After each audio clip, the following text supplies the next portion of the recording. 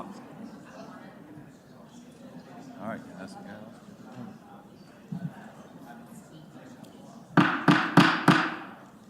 Good evening and welcome to the December 15th, 2025 meeting of the City of Tuscaloosa Planning and Zoning Commission.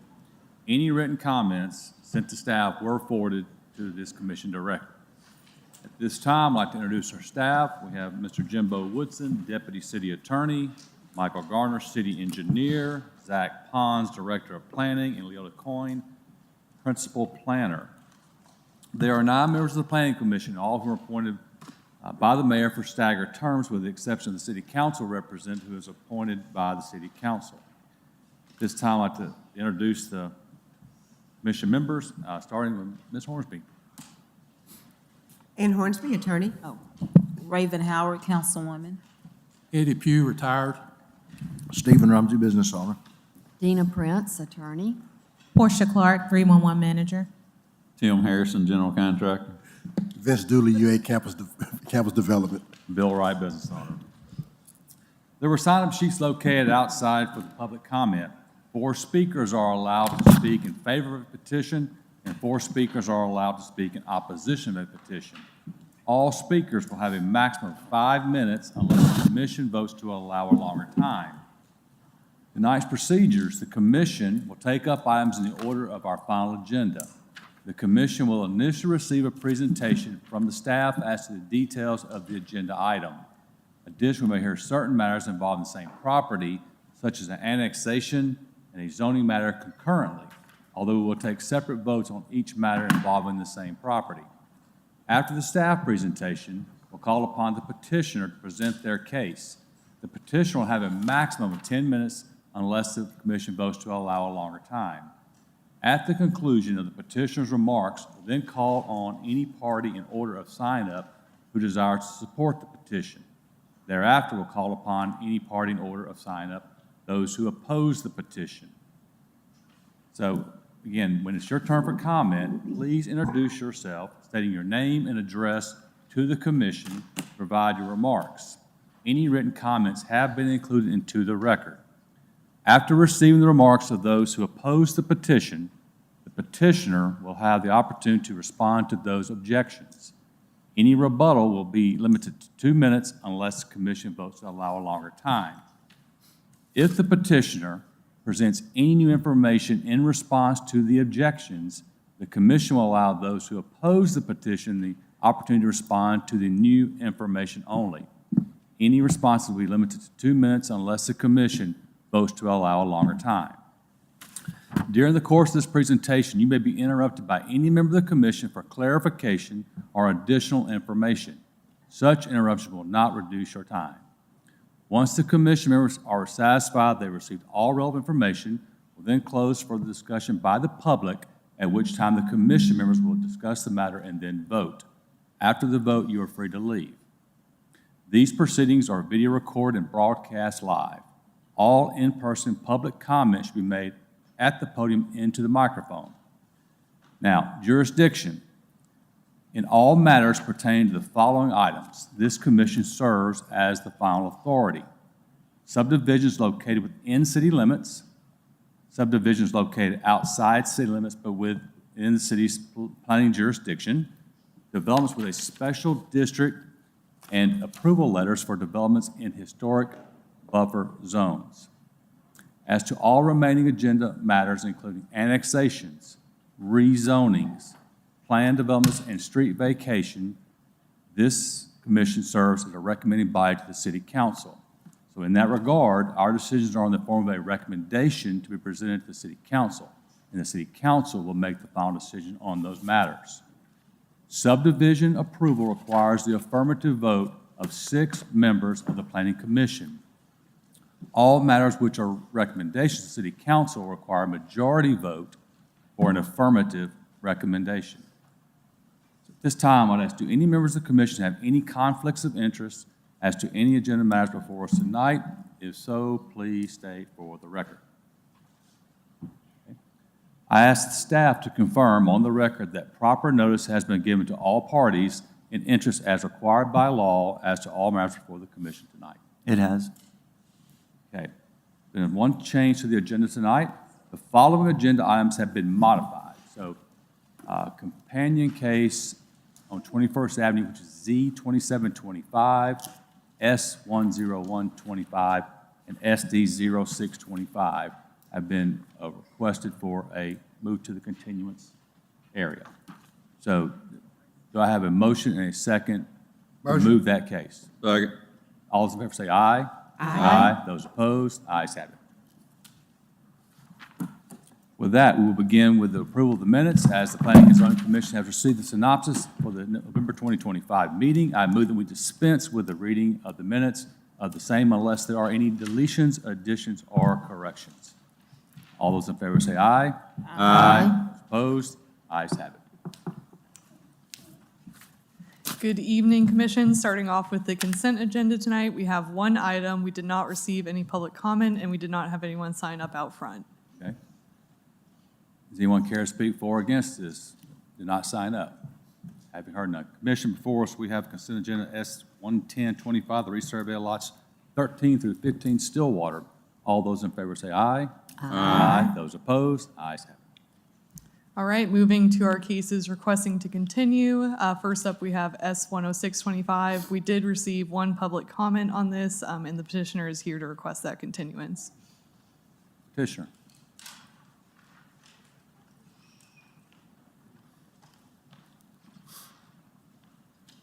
Mr. Chairman, members of the board, I'm Michael McGuire with GSA. This is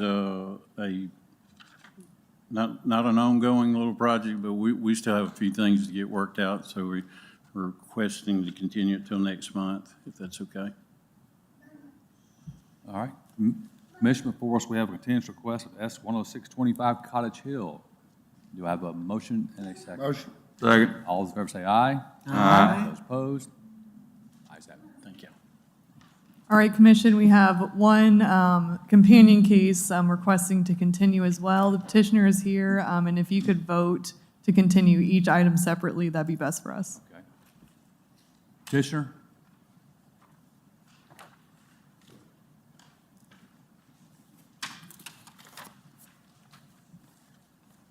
My name is Price McGifford, 1313 Indian Hills Circle, Tuscaloosa, Alabama. I'm requesting a continuance on behalf of Half Price LLC in a project on 21st Avenue Townhome subdivision. All right, Commission, we have a continuance request for 3 items. We need to take independent votes. So for Z2725, I have a continuance request for Half Price LLC. Do you have a motion and a second? Motion. All in favor say aye. Aye. Those opposed, ayes have it. Commission, for us of S101-25, the 21st Avenue Townhomes, requesting continuance. Do I have a motion and a second? Move to continue? Yes. All those in favor say aye. Aye. Those opposed, ayes have it. Commission, we have for us SD0625, continuance request. Do I have a motion and a second? Motion. All in favor say aye. Aye. Those opposed, ayes have it. Thank you. All right, Commission, moving into our cases to be heard tonight, starting off with an annexation petition that is AN 2025, annexing approximately 0.6 acres located at 5300 McWrights Ferry Road. You can see we're just right off of that new McWrights Ferry Road here. You can see there's already a home on this property today. And you can see that property to be annexed in blue, city limits in yellow. They'd like to annex for city schools. This is identified as a primary expansion area in framework. And here are our department comments. We did not receive any public comments. Do you have any questions for staff? Thank you. Petitioner.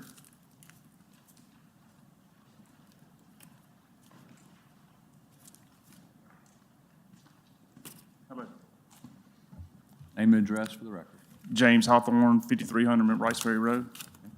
And you're requesting annexation for city schools. Yes. Okay. Any questions for this petition request? No. Thank you. All right, Commission, for an annexation request, AN 2025, annexing 0.6 acres at 5300 McWrights Ferry Road. All those in favor say aye. Aye. Those opposed, ayes have it. Welcome to the city.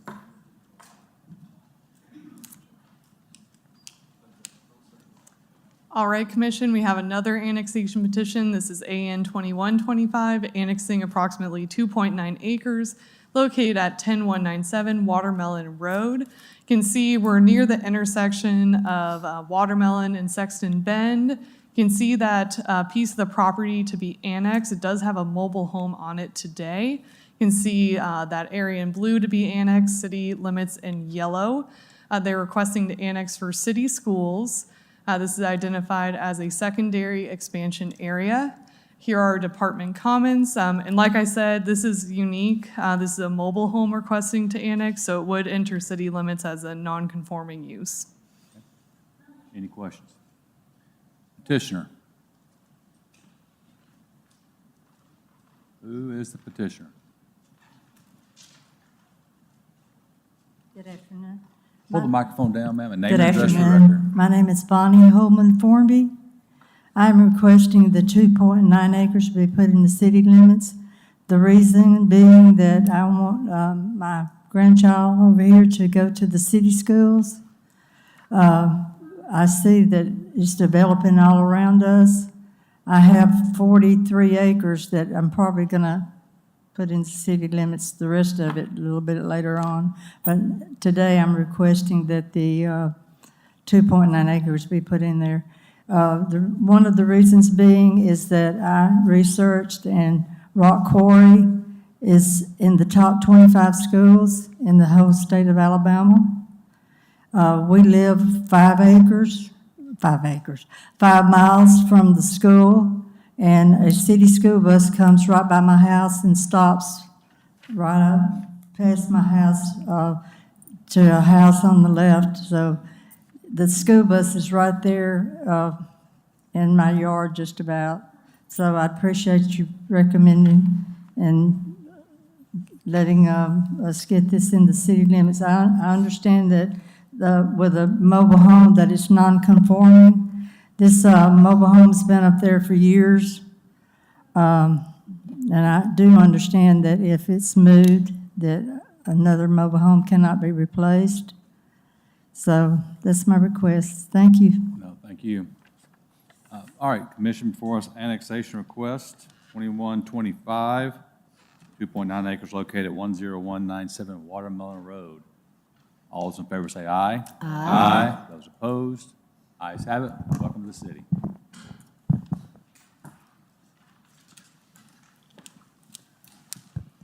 All right, moving on, we have a rezoning petition that is Z 3025. Seth Richardson petitions to rezone approximately 1 acre located at 820 21st Avenue East from NC to GC. This is Council District 5. You can see we're just south of the Tennis Center in Alberta, north of University Boulevard East. You can see that property, one lot's vacant, one has some existing structures. You can see it's zoned NC Neighborhood Commercial today. They'd like to rezone from NC to GC to conform with surrounding zoning and for future tenants at this location. You can see the property today. This is from 21st Avenue East. And then this would be looking from University Boulevard East at the property. This is a site plan submitted by the applicant. They're interested in possibly some fencing in that area in red. In framework, this is identified as corridor commercial. This request does conform to the plan. They did not specify the use, though, in terms of how it would relate to framework. Another portion of this property is identified as multifamily residential, that is RH. Since it's residential, they're asking for commercial. This request does not conform to the plan, nor does the use. And you can see that here, that multifamily residential future land use in orange and corridor commercial in red. Here are our permitted uses in GC. We did not receive any public comment. Do you have any questions for staff? Can you go back to the color-coded zoning map?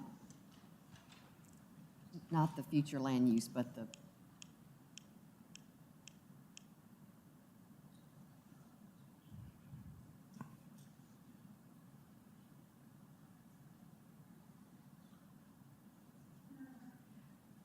so which part of it is currently in the future use parcel sort of on the right, is that the one that's classified as corridor commercial? Yes, so, sorry, we're drawing at the same time here. But yes, that parcel on the right is the corridor commercial, and then that residential was the parcel on the left. And where is University Boulevard on that map? I'm having It trouble is- figuring that out. Probably just out of screen here. And just to You also, can see it, it's just over the bridge, you can see the property from University Boulevard. just to also clarify, all of this is actually right-of-way too. Is actually what? Right-of-way. So this is not private property. So we put a zoning classification on right-of-ways? So we do it to where it goes, it does go over the right-of-way. Yeah, it's a little confusing. We have a layer that takes that away that we could have put here, but that would have been helpful in this situation. So what color would corridor, what are they wanting? They don't want corridor commercial, do they? What do they want, general business or general commercial, I meant? So that would be the red. What's the red right there? That's right. What is the IP? IP is institutional public. Is that the So road? It's probably something related to the University of Alabama. Bryce, What is it? It's what? Let's see. could be Bryce Hospital. Bryce, yeah. To the exactly. south? Okay. No, that'd be to the west. It's confusing then, because that would be, Down to because Baldwin. west would be going The towards that state, GC. the state of Alabama owns it, but it's vacant today. This property down here that's zoned Can we get an aerial of institutional. that? Yeah, this map doesn't Green's even a show the Tennessee. street. All right, okay. All right, So- those, looking at the aerial, I'm just trying to get, because I travel that road a pretty good bit. Okay, and right, those are apartments that are bordering on University across from that vacant lot that I guess is still right of way, correct? Okay, then when you go a little bit further down University, on the left, there's that strip place with commercial business in it. What, is that zoned corridor commercial, or is it just zoned general commercial, or?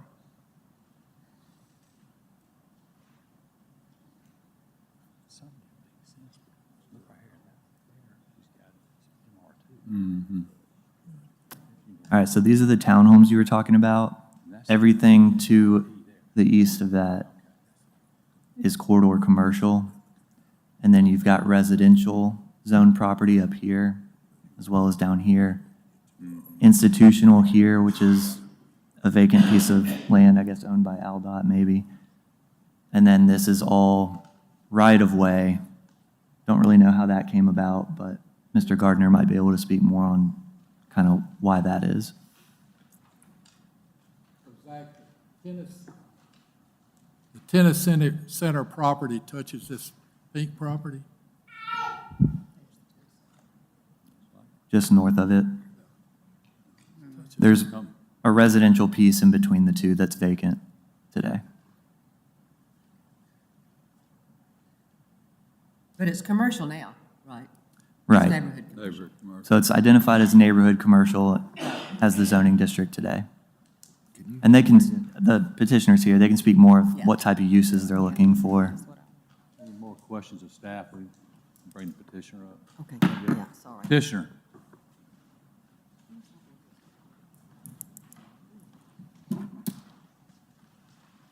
Good evening. I'm Richard Henry with Right Space Commercial, 1650 Jack Warner Parkway, and Seth Richardson, one of our brokers.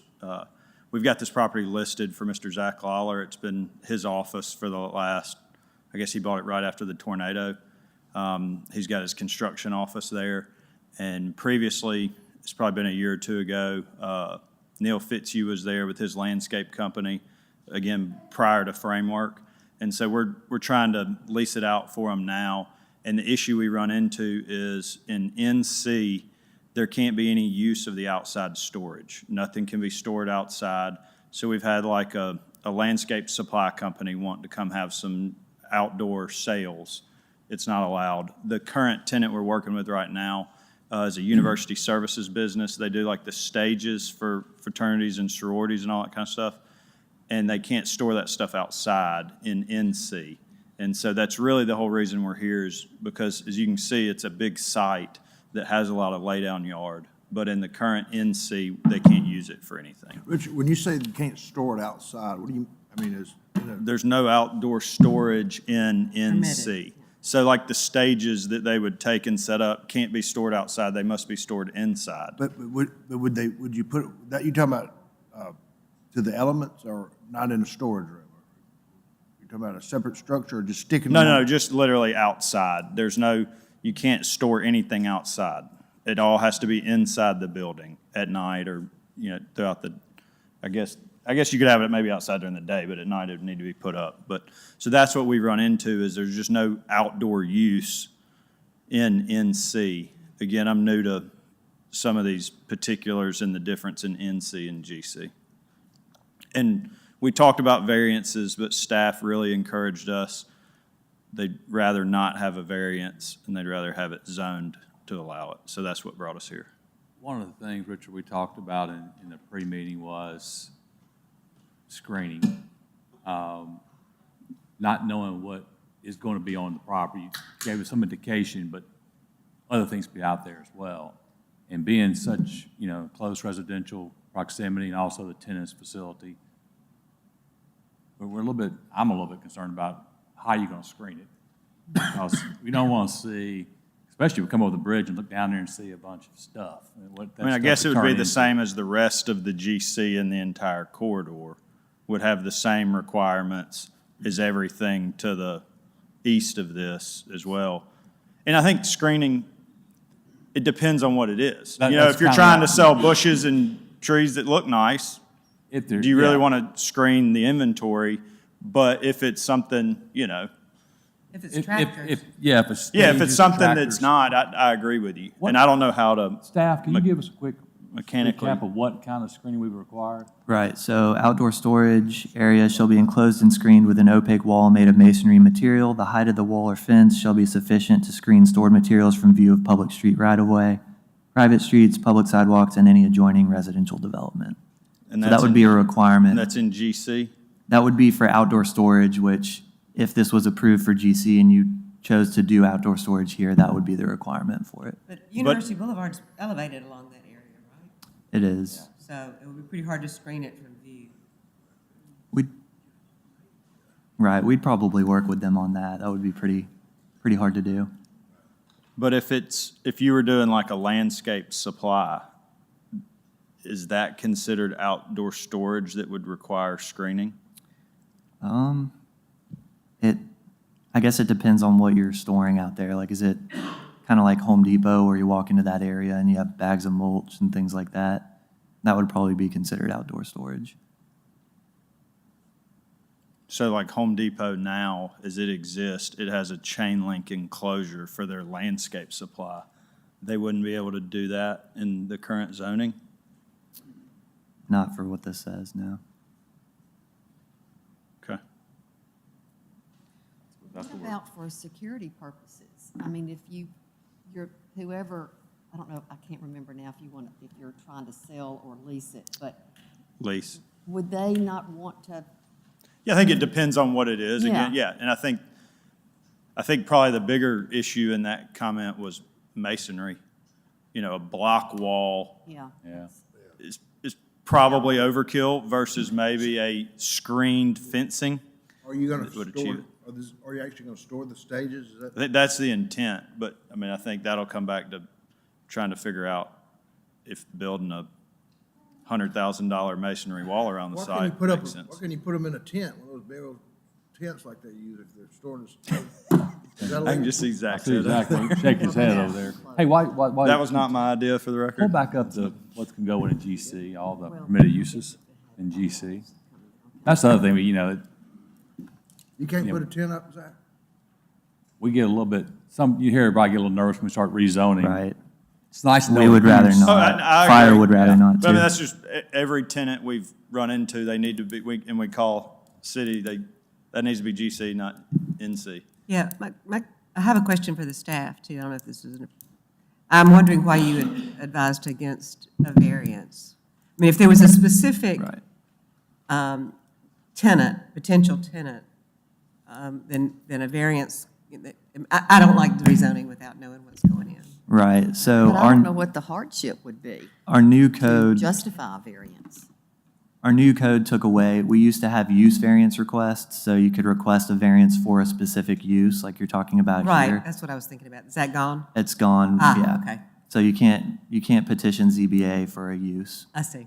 And I guess my question is how did we get NC versus GC in the beginning when the future land use map, oddly on half of it, justifies it? I think Yep. it's the residential property right across the street. I mean, I Well, I think think there's it's- concern about that. Or I have. I mean, but concern. to be fair, that used to be a hardware store, before they built townhomes on it. And it was a warehouse 3 years ago just storing appliances, Not anymore. So,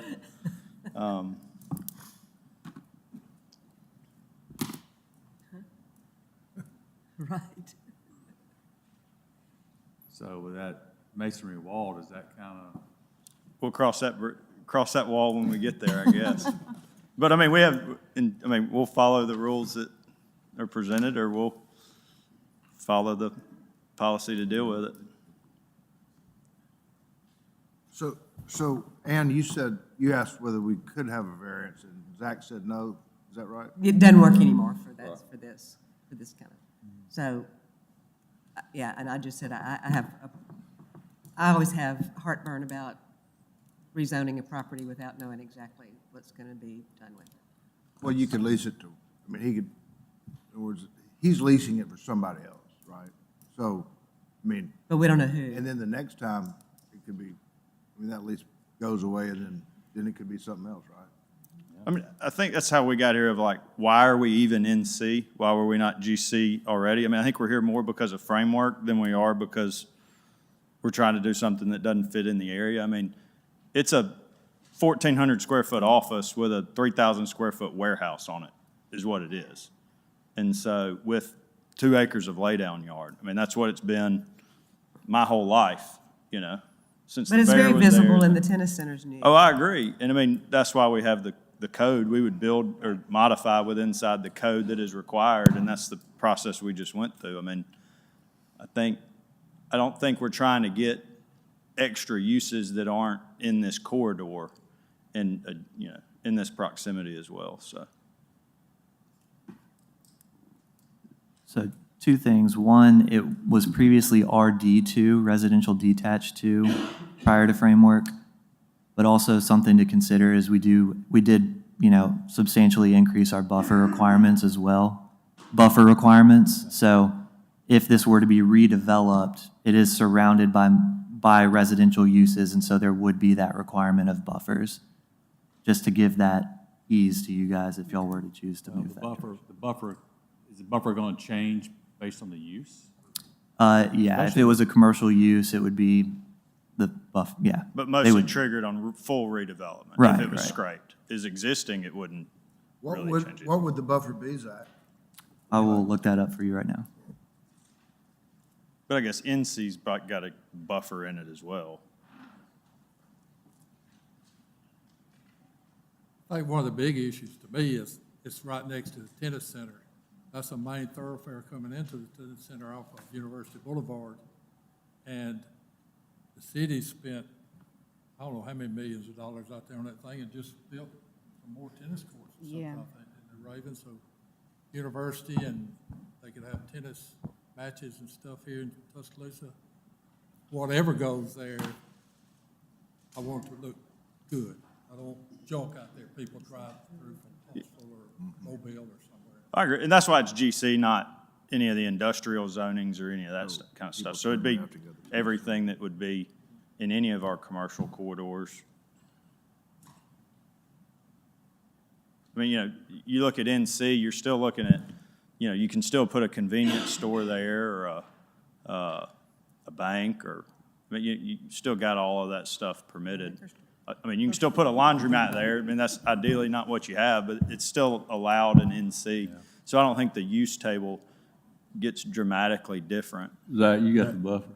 Right, so the buffer would be either 20 feet, a wall made of masonry, and then some canopy trees and understory trees and shrubs, or 35 feet with 4 canopy trees, 4 understory trees, and exponentially more shrubs. So you kind of have a distance that you can make more of, and then you could do 35 feet and more landscaping, or 20 feet and a wall and less landscaping, And that's essentially. not a cement wall, right? It would be a CMU wall or something, or hardy, it could be hardy, it could be wood, Have horizontal options on wood. Screening it based on the use. Right. How high Zach, how tall is the wall? It'd be at least 6 feet in height. So, are we storing anything taller than 6 feet? Not that I'm not sure on the particulars on that. Okay, because we could have something taller than 6 feet. On the aerial map, looks like some clearing that has been done behind those apartment buildings. Do we know what's going up there? So that's basically an extension of this, more townhomes right here. Okay. I mean. And I think Mr. Lawler owns the residential house that's remaining there. Who does? The owner we represent owns Yeah, the northern, or the house right there on the north as well. Is he gonna maintain that, or? Yeah, I think it's just a rental. I think it's rented to like a family or something. Oh, somebody's living there residentially? Yeah, no, the One up north on the of top the right. development site. This house. Right. Okay, okay, okay. He also owns I just this want the one. one with actual. Yeah, yeah. So he owns the residential neighbor that exists left. That's not a townhome. And the railroad is the neighbor back to the west. They own that lot.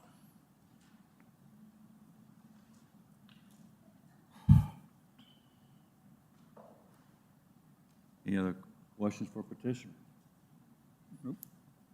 Thank you. Thank you. Okay, anybody sign up for this one? No. Anyone care to speak for or against this petition request? Okay, having heard none, we'll close to public. I mean, I think the petitioner knows what is required if he so chooses to make a move as far as putting a tenant on there. Again, it's not that far of a deviation from what the current zoning is. That's my 2 cents. So. Say that again, Bill, what is your position? It's going from GC to NC isn't a big leap, and the petitioner obviously knows what's required if he's going to lease to a particular type of tenant, especially on the laydown yard. NC to GC. Going to NC to GC. I might have. I meant going from NC to GC. Which makes me wonder exactly what we might get. If Well, we it's can get not it- that much different. But so we can get it now then, basically. Well, I guess where I kind of land, it's like he could be doing whatever he's going to do now. It's just, I think he wants to utilize that yard where it wouldn't fit in the NC. So he's willing to take on the responsibility of the buffers as he gets there. In other words, if he changes, he's got to build a wall high to He- stay. That's kind of what I heard staff say. Or whether it's towers or I guess anything stored on that lot, right? The lay down, we call it the lay down lot. That's right, yeah. The outdoor storage regulations require Gotta be screening. screened. Any other comments from commission members? It almost seems burdensome. I mean, it's like 10 acres there, empty. I mean, but I guess this is forever. Yep. Any other comments? I'm comfortable with the buffer requirements. Okay. Anyone else? Okay, having heard none. Did he say Zach owns these townhomes? No. No. He said he owns the It was house. a house. House to the, kind of the north. Well, is the person that owns these townhomes here? I mean, that's who They were notified, weren't they? That's who it's going to affect, right? I guess the question is, are they owners or renters? I'm still just not comfortable without knowing what's going on there. Okay. And because of the elevation of the road, I think even a wall's not going to necessarily. What would be allowed going to GC? In other words, because, Everything but outdoor storage, right? Or you can build a building in other there. words, I'm asking what would be our biggest fear of occurring? That's what I'm asking. Tattoo parlors. Is this the whole list? I don't know. I just like, I've, all sorts of, Well, you don't need a tattoo. It's a back of a vape shop. self-storage units. I just, Vehicle mount. a liquor store. I mean, I understand. I can imagine looking down on a really nice nursery or I tend to agree with that. landscape business that would look really nice there and be a plus. But, And- you know, like if there's tractors or machinery or, you said tires. And I do understand the staff doesn't like variances, but I like looking at doing away with variances is not really a, Well, I think they said it doesn't fit in the variance structure anymore. So it's not that I'm particularly concerned about one thing or another. I just can imagine that there, if we had a particular piece of information about what was going to be there. I mean, maybe it's going to be the stages. I don't know. That doesn't sound too bad, but I don't know what that looks like, so. even current use is Yeah. Any other comments? All right, having heard none. Commission. Of course, we have a rezoning request. Rezoning of Z 3025, Mr. Richardson, rezone 1 acre at 820 21st Avenue East from NC to GC. Do I have a motion and a second? Motion. Mr. Rumsey. No. No. No. Yes. No? Yes. No, Yes. Where'd we land?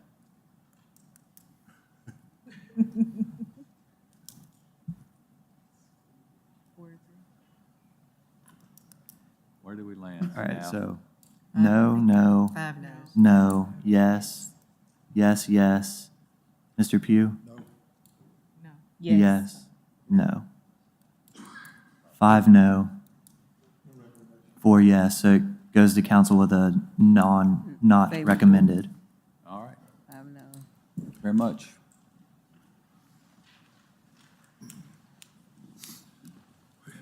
All right, Commission, moving into a companion case, we have Z 2625 and S 125, so 2 parts here. We're at around 5635 Overbrook Road and 5430 Chestnut Street.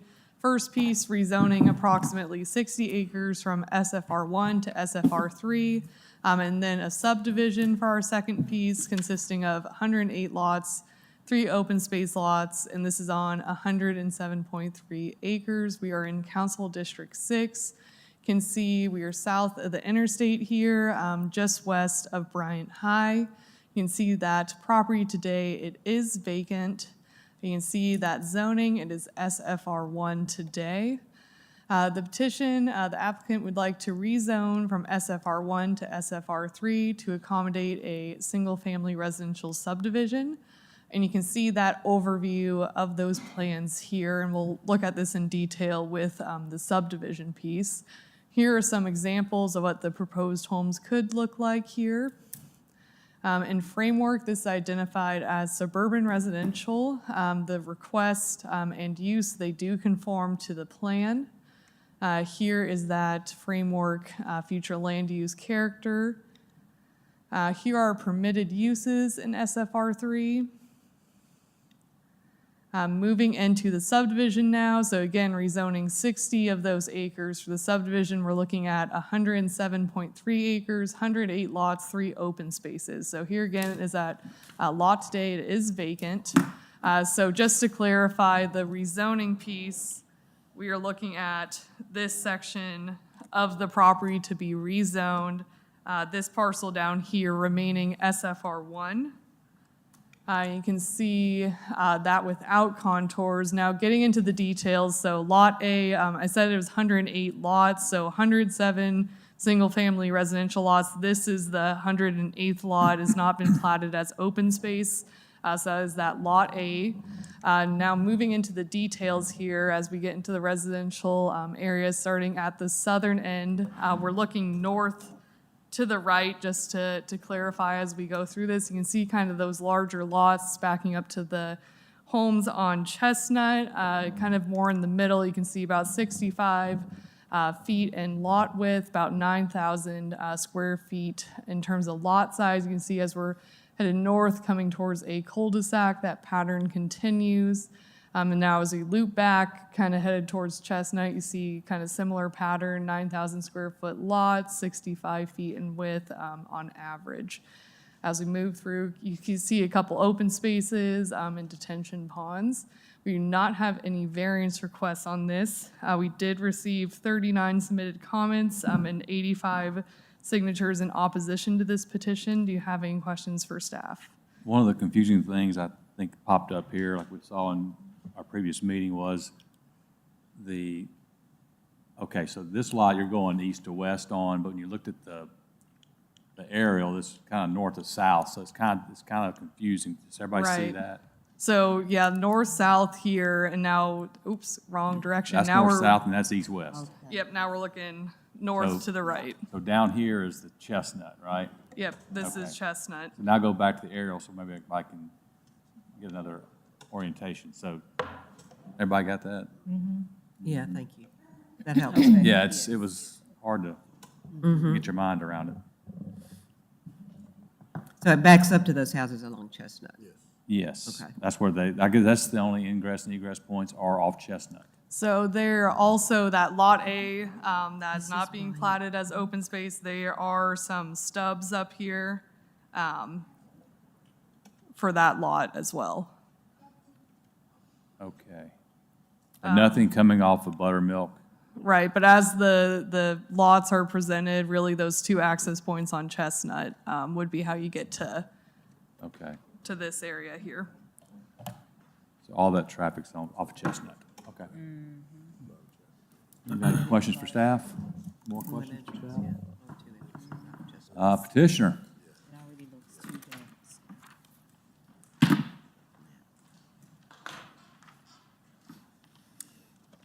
Good evening. Tom Sims with Longleaf Engineering, 1927 7th Street, Tuscaloosa.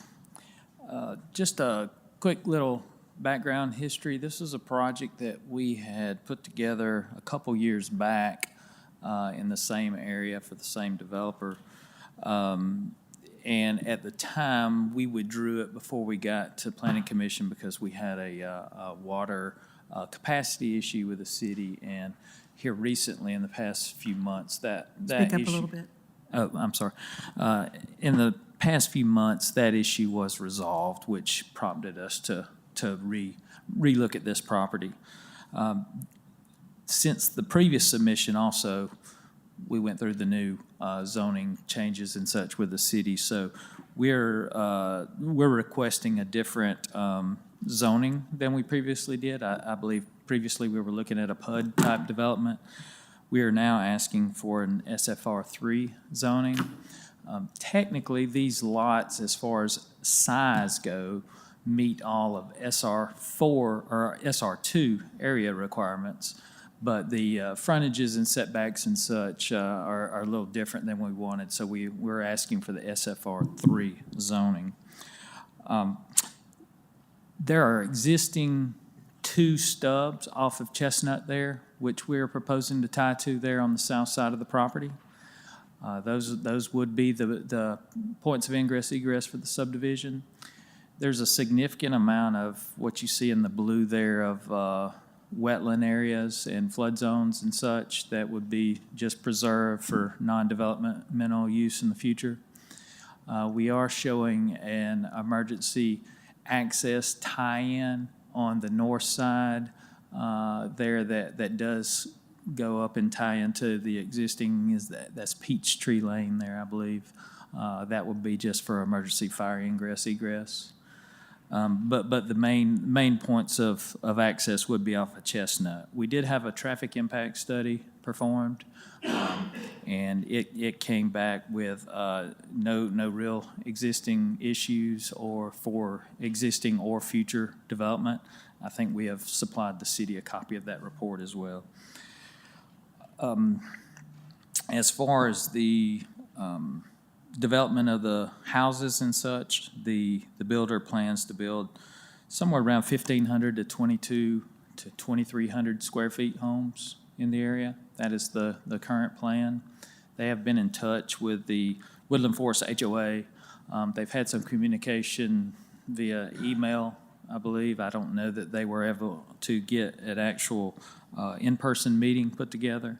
But they have shared information. I believe they've shared their proposed homes and that sort of thing with those guys. I know they have provided multiple responses to the city as well that we've been copied on. But that's generally it. If you guys have any questions, be happy to talk through them. So 1,500 to 2,300 square foot homes.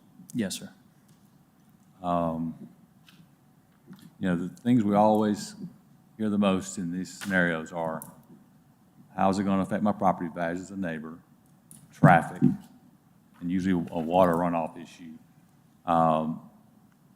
You're telling us some of the things that, from your side, obviously we're going to hear from a lot of people that have questions, so you know that's coming, right? Sure. So in that square footage, what's the price point range on a 1,500 to 2,300 square foot home? I believe they estimated the price per square foot of their homes to be around $170 to $175 per square foot. I think part of the correspondence they shared with the HOA was they looked at some historical home sales for the last, I think, 15 to 20 homes that have sold near here, and they were selling at an average of about $120 per square foot. So they feel like they're bringing value to the development in that regards.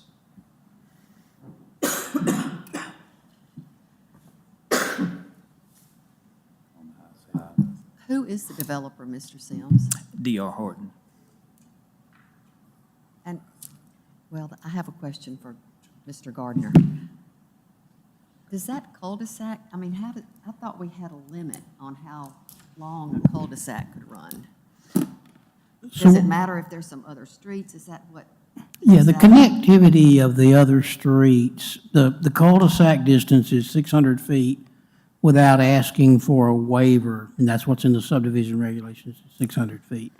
And the reason for that is if an emergency vehicle, inadvertently goes down the cul-de-sac, it's to limit the amount of response time for the vehicle to turn around and then get back to the correct street or address. But this geometry fulfills the subdivision requirement, and that is not considered a long cul-de-sac. The emergency access that's brought into that back cul-de-sac, has that been approved by the fire department? Yes, they have approved that, yes.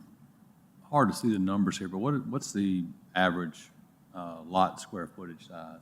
We blow it up a little bit so we can see those lot sizes. I believe it's going to be somewhere close to 10,000 square foot.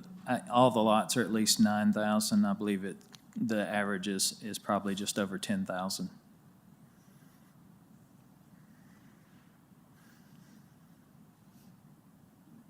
Staff, do you have any idea of what the lot square footage size is of the Woodland Forest neighborhood? Roughly, range, like, can't tell. Yeah, one of the smaller lots that we measured in the existing Woodland Forest was about 14,000 square feet. Up to what's, Um, like some of the I don't know if we adjoining- went up to, but Can you give us some off, like the Chestnut Street area? That's the one that's going to be impacted the most. yeah, we can take a look right now for you. If you don't mind, thank you. We'll come back to that while y'all look at that. Did anyone have any questions for petitioner? Why are you asking for the rezoning? It's currently SFR1, and so they were just wanting to build a little different product than an SFR1 product there. How so? How's it different? Basically, the builder probably could speak to that a little better than me, but basically, I think it's a little smaller home than you would have on an SFR1 lot. Is he here? Yes, sir. I guess he can address. Well, we got some people that want to speak, obviously. Does anyone else have more questions for petitioner at this time? If not, we'll call on anybody who signed up to speak, and then I'm sure we'll see you again. Chairman had 4 people sign up to speak. First person signed up is Mr. James Phillips. Real quick, just to answer that question, 25 to 36,000 square feet along Chestnut. That's for the smallest lot? on Right, Chestnut? 26,000 was roughly the smallest, 36, or 25, sorry, and then 36 as the largest. Okay, thank you. Hi, good evening. My name's James Phillips, and I reside at 4624 Peachtree Lane in Woodland Forest.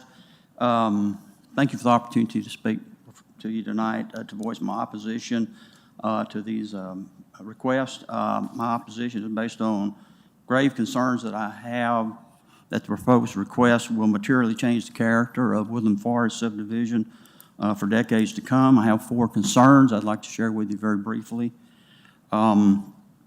Flooding was mentioned earlier. That is a grave concern that I have. The proposed 60-acre building site is adjacent to this flood zone, has been mentioned. Further, this proposed building site is at an elevation above the flood zone, I believe.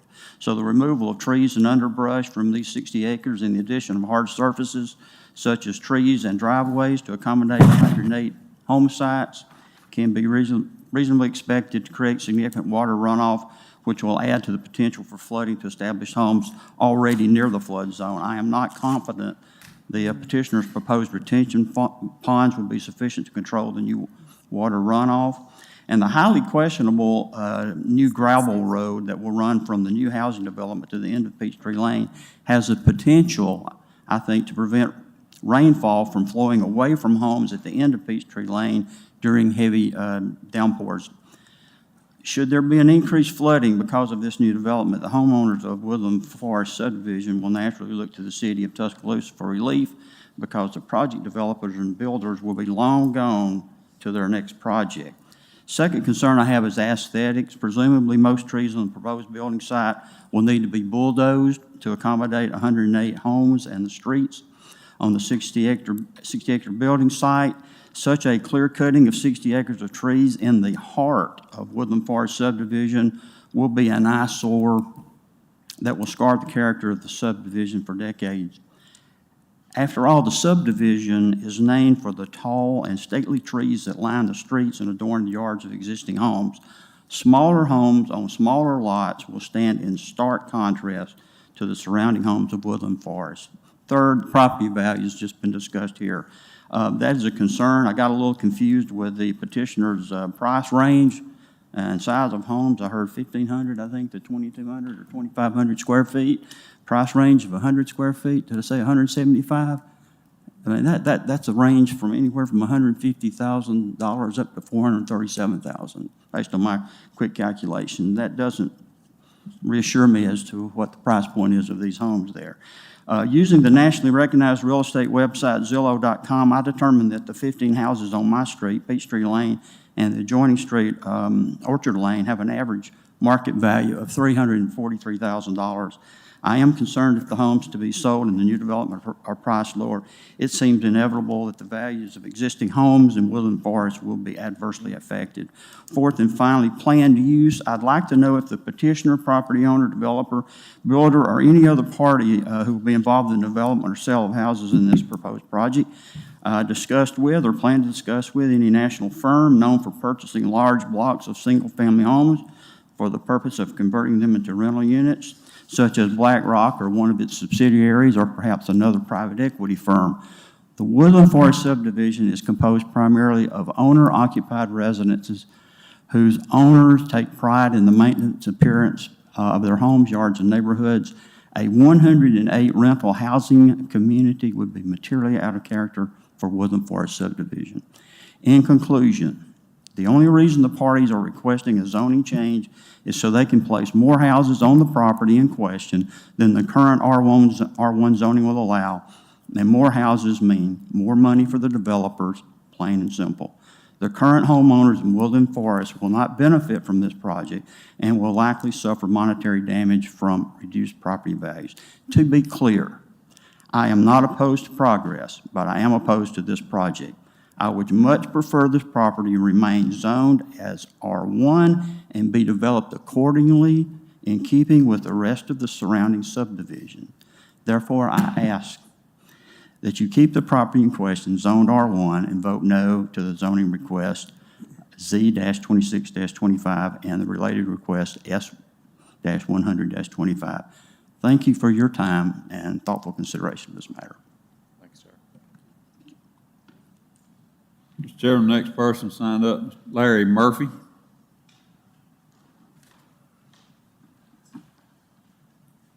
Good evening. I'm Larry Murphy, 5519 Chestnut Street. As a resident of Woodland Forest for over 36 years, I'm representing my neighbors on Chestnut Street, the street that all these cars are going to come onto when they leave their subdivision. Only 2 entrances to this development, both on my street. 108 or more homes could result in over 200 extra vehicles traveling our street daily. Chestnut Street's already a main thoroughfare for those going to Bryant High School and Eastwood Middle School.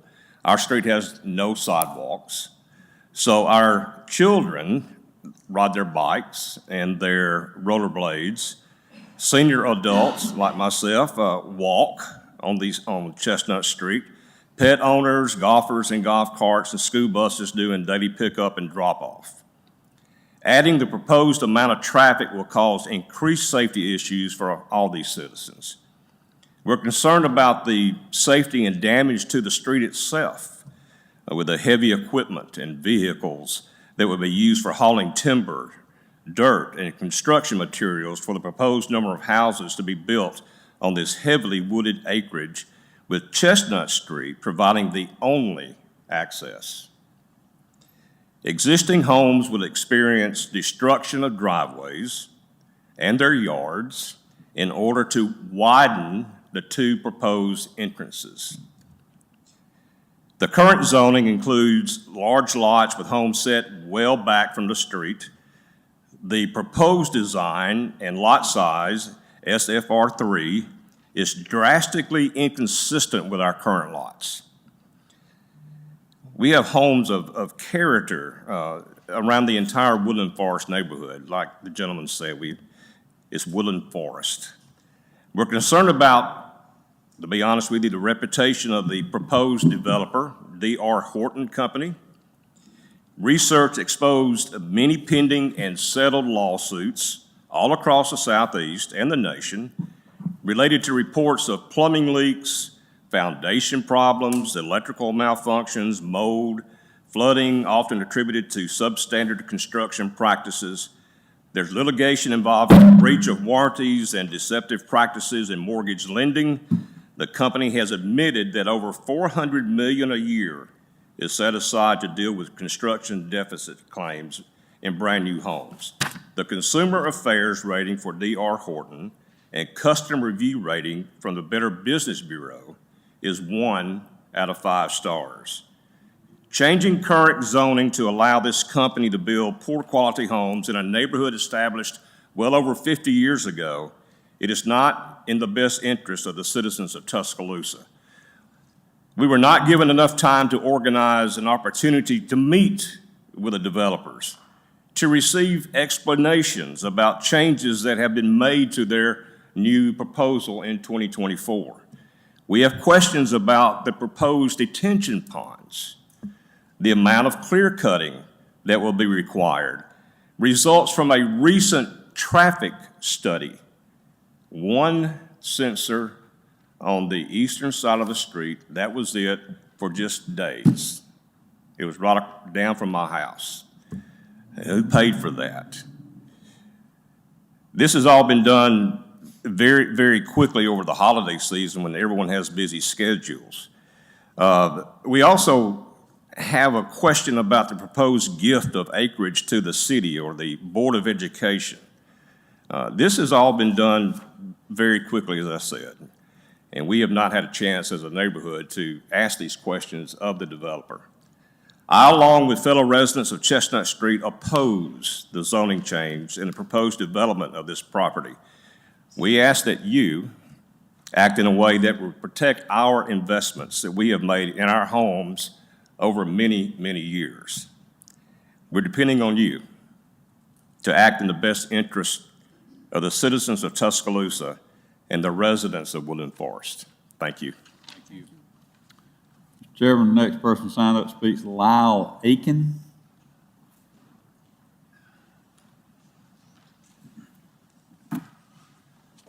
How you doing? Lyle Aiken, 4720 Apple Tree Lane. So when I moved into Woodland Forest, it wasn't really because of Woodland Forest. It was because Shelley Jones was the principal at Woodland Forest Elementary School. So we just found a house in Woodland Forest, and I've been there for 35 years. So I'm going to give you a little common sense approach to what's going on here. Could you switch to that figure where it's got the red line with the green and all?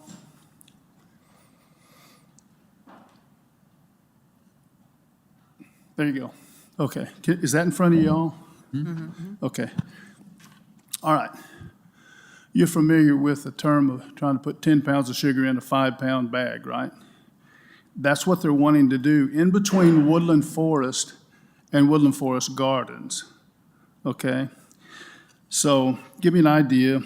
I ran a few bulldozers in my day, and I know about drainage and moving stuff around. So they're gonna, all that green, it's gone. They're gonna take care of all that. Now off Chestnut Street to the north, it drops probably at least 100 feet. There's gonna be and once they take care of moving all the trees, there's gonna be a massive amount of dirt moved, okay? So it's best guess for them to know where the water's gonna go. And I know they can try to figure it out and make it look good. All right, so you're familiar with Woodland Forest Gardens, right? 25 years ago, you know about all the lawsuits with the homeowner or the construction, and it was built on a lake bed. So there are a lot of folks got a lot of money from their insurance companies and moved out of their house and went and bought another house. I don't know how many houses it was, but I know of one in particular. So what's going to happen? All that water is going to look for a low place to go, right? It's going right to Woodland Forest Gardens, and that's low area. There will be floods in Woodland Forest Gardens. I mean, that's just common sense on my approach.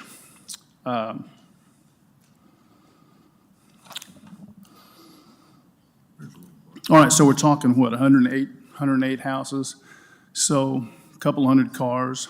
All right, so you want to go back to that where it shows just Chestnut Street?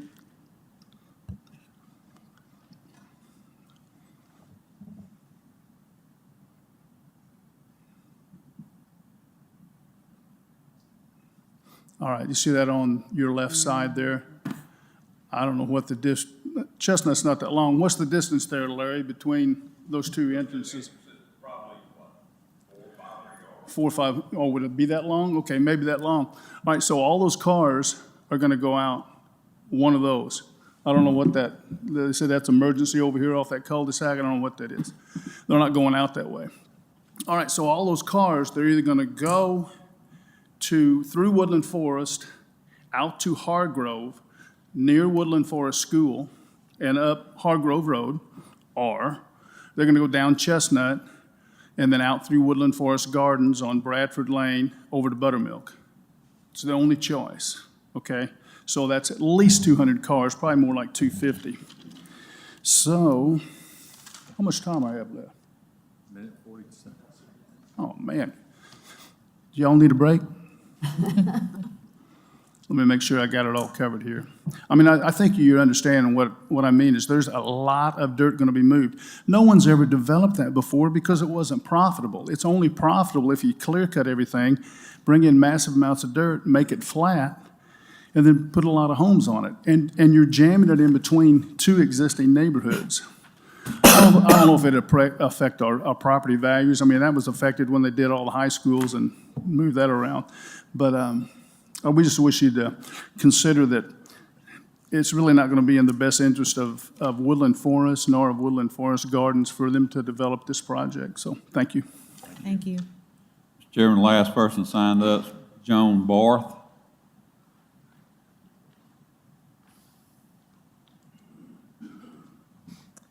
Good evening. Joan Barth, 5541 Woodbury Lane. And I'm here tonight to represent the Woodland Forest Association of Homeowners. So the first thing I'd like to say is that we're supportive of the comments that have come before us. And then if I could take a second to ask my sort of peeps here to raise their hands to show who's here in opposition to us at the Woodland Forest. So you can see on a cold January night to get people to come out is a challenge and on short notice. And we're here because there is shared concerns throughout the neighborhood. The two things that I want to add to this are, first, I was here during framework. I sat here, you know I was here for different reasons, but I watched my neighborhood and I watched the zoning. This first proposal that came through in 2023, 2024 was coming in while framework was going on. City planners were aware of that idea that somebody wanted to come in and develop it at a higher density than the residential zoning that it was currently zoned. But we didn't do that. And I sat there and I watched the Skyland entrance along Hargrove in that area. And now we are here, not even a year into this new zoning, and asking for this to be changed. There was opportunity for that homeowner, the property owner and the developer to make that request at that time when we were planning and looking at the big picture, and they did not. So that's my first point. The second point is that this sort of underscores a lot of what's being said. We bought our homes even at that time. That was single-family residential under the zoning. You can see the streets are stumped out. You could imagine something would go in there, but you would imagine it's what it's zoned as. So we buy our properties under the existing zoning, with the neighboring areas being consistent with that, and to have it be changed underneath us is just really disrespectful for the community that's built around Woodland Forest. So I'm asking you tonight to respect our neighborhood, respect the framework process that you all went through, and keep this zoned single-family residential. If you have any questions for me with respect to the Homeowners Association, I'm happy to answer those as well. Any questions from Ms. Barth? Okay, thank you very much. Thank you. Thank you. Mr. Chairman, that's all we have signed up tonight. Okay, petitioner, would you care to?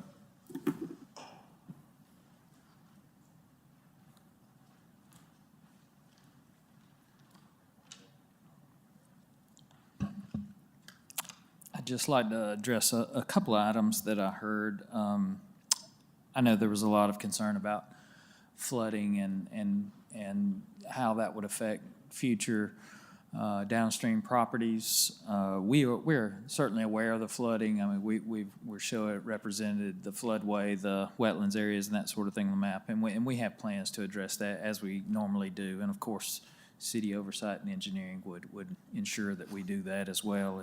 And we have a lot of experience with these types of areas. So I don't think this is anything that would be outside of anything that we thought we couldn't control and handle for future development purposes. I did note that Mr. Phillips, I think, misheard when I said what the price per square foot was. It was not a range between 100 and 175. It was approximately $175 per square foot for all that. So I just wanted to clarify that point. And lastly, Mason Lake here is part of the development team, and he was going to address a few items himself. As long as we're addressing what was brought up, Yes, sir. stick along those lines. Yeah, absolutely. Thank you all for your time. Yeah, I just wanted to address. a Name couple- and address the record, please. Yes, sir. Mason Lake, 2504 Huntington Park Court, Birmingham, Alabama, 35226. Yeah, so I wanted to address a couple of those comments. First thing that I wanted to say was, there was the question of why the rezoning from SFR1 to SFR3. This landowner has held on to this land for a long time. A few of the neighborhood said that this is a tougher site to develop. So we want to build really nice homes in here. They're going to elevate the value, but we also have to have a project that will work. When we did our estimates to do SFR1 size lots, the project wouldn't have worked at all. But that doesn't mean that we wouldn't build super nice houses on these lots. Like Tom said, approximately $175 a square foot.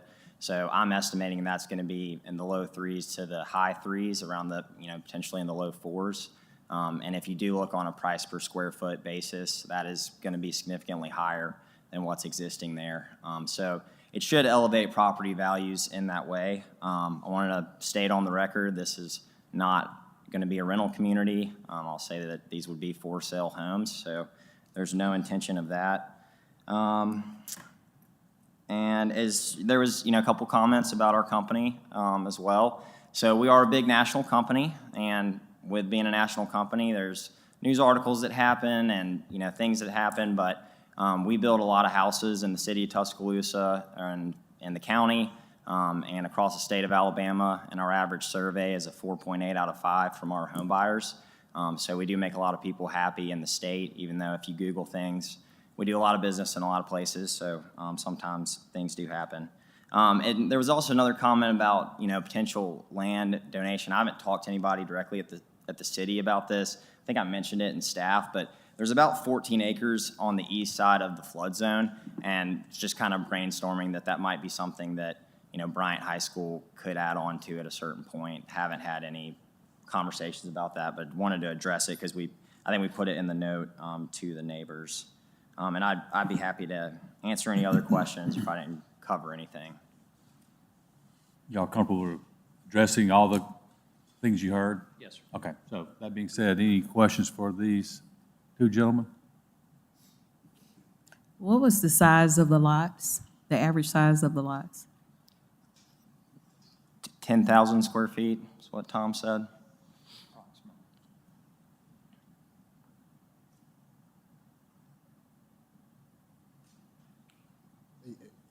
And you said y'all did a traffic study. Did I hear that correctly? What was it? What was that? What was entailed in that traffic study? What did they? Skipper Consulting did the traffic study, and basically states that there's an acceptable level of service now, and would be a proposed build out as to no negative traffic impacts there. Staff, did y'all have a chance to review that traffic study? We did, and quite honestly, what Tom said is correct. The level of service probably doesn't change much. Like level of service, can you break that down for me? Level of service. So in a traffic study, level of service of streets is graded almost like your school papers, from A to F. Anything that's a level of service C and above is considered pretty good. Level of service D is when you start seeing significant wait times at intersections, whether it's a traffic light, and the signal timing has to have you sit for, 120 seconds or something like that, or if you come up to a four-way stop and there's 4 or 5 cars in front of you, whatever that number may be. But that's how levels of service are determined in traffic studies. I'm not surprised that the level of service stayed at an acceptable level here. There's 3 outlets. Now, I know you have to get on Chestnut to get out of the neighborhood, but there's 3 outlets to your major thoroughfares. You can go down Woodland Hills Drive to either Hargrove Road or out to Skyland Boulevard, or you can go through Woodland Forest Gardens. So it didn't surprise me that the level of service stayed in an acceptable. That's not to say that there will be a little delay in what the residents see today if these 107 homes are built. So if you don't have that many outlets, it affects that level of. So I did not refresh myself with the level of, with the report before this meeting, and I apologize. Okay. Tom, who is the landowner, or that Mason referred to? The entity is CWC Development. I believe Mike Chambers, it's kind of a group, but Mike Chambers. I believe, Mike is the Chambers? main- Yes, sir. I'll have one little, I mean, this is just out of curiosity about the traffic study, because since I've been on this board commission, we've never had a traffic study come back that says there's going to be an impact. So if there is going to be an impact, does the developer at that point just decide not to bring it forward to the commission? Or, I mean, Dean, let me take a stab at this. I think it is an impact. It is going to have an impact. It's the definition of whether it's an acceptable impact or not. And the level that it is acceptable, it just would extend the wait time. Right. At various intersections. What my wife thinks is acceptable and what I think is acceptable is usually different. I can understand. So how you define it? A lot of the results that we see from traffic impact studies, when you say that there's never a result from them, but a lot of them are right turn lanes that get you out of the thoroughfare to slow down and turn into the development, or a left turn lane. You know, the goal is to keep the traffic moving. And so we have seen changes or things added to developments because of traffic studies. So Mike, we don't know, you don't have the grade report on this traffic study. I'm sorry? You don't have the grade report on this study, or do you? We did get a study, and I apologize for not refreshing my memory on was there much of a change in the level of service? Like, did it drop from a B to a C? Okay, so you have it in your hand, so can you answer that question I asked him? Yes, sir. I don't. Knowing he has a report, so don't. Sure, of course. No, I brought the conclusion sheet so I could reference it. It did not list the actual levels, but if I recall correctly, they were mostly existing at A's and B's, and they did not drop from A's and B's. All right, thank you. Any other questions for petitioners? Mike, when you talk about flooding in this area, the city did the Noah's Ark project 15, 18 years ago, and spent millions of dollars in woodland forest and all throughout the city. How much do y'all look at that when we talk about flooding issues? Because I know down where the cul-de-sac is and down in that area, it's low line, and they have water problems all the time. That goes out to the interstate, and we've had problems getting water across the interstate to the drainage system before. You think that'll be an issue? I know they say they're gonna fix theirs. They're gonna put in ponds and all that stuff, but what about downstream, down where the cul-de-sac comes out on, So in the drainage analysis on this project, as it goes, if it's approved, or however it gets approved in the land development permit process, there is a very extensive hydraulic analysis report that our office requires. In simple terms, it means that they determine what the watershed runoff of the property is today before anything happens. And then afterwards, after the trees are removed, the ground's graded, the rooftops are built, the driveways, all of that is taken into account, and that increase in runoff has to be detained on the property before it can go downstream at the same rate that it was while all the trees were there. And we are very conscientious of that in our office in the review process. Secondly, and along with that, when you're looking at developing along a floodway or jurisdictional waters, in conjunction with that, the grading plan and how they manage stormwater runoff during the construction process to minimize sediment loss or sediment impacts downstream.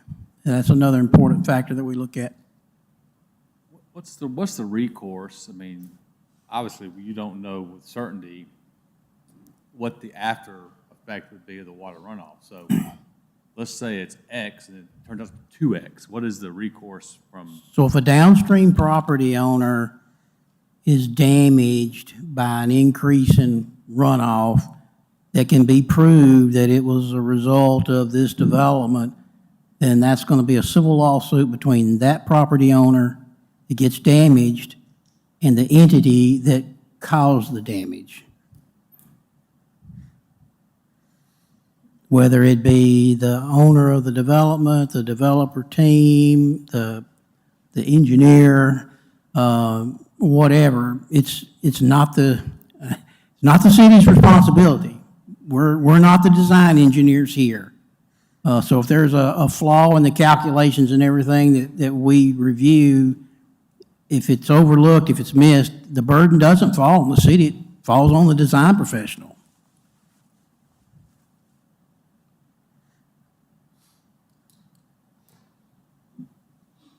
Any other questions for petitioner? Thank you, gentlemen.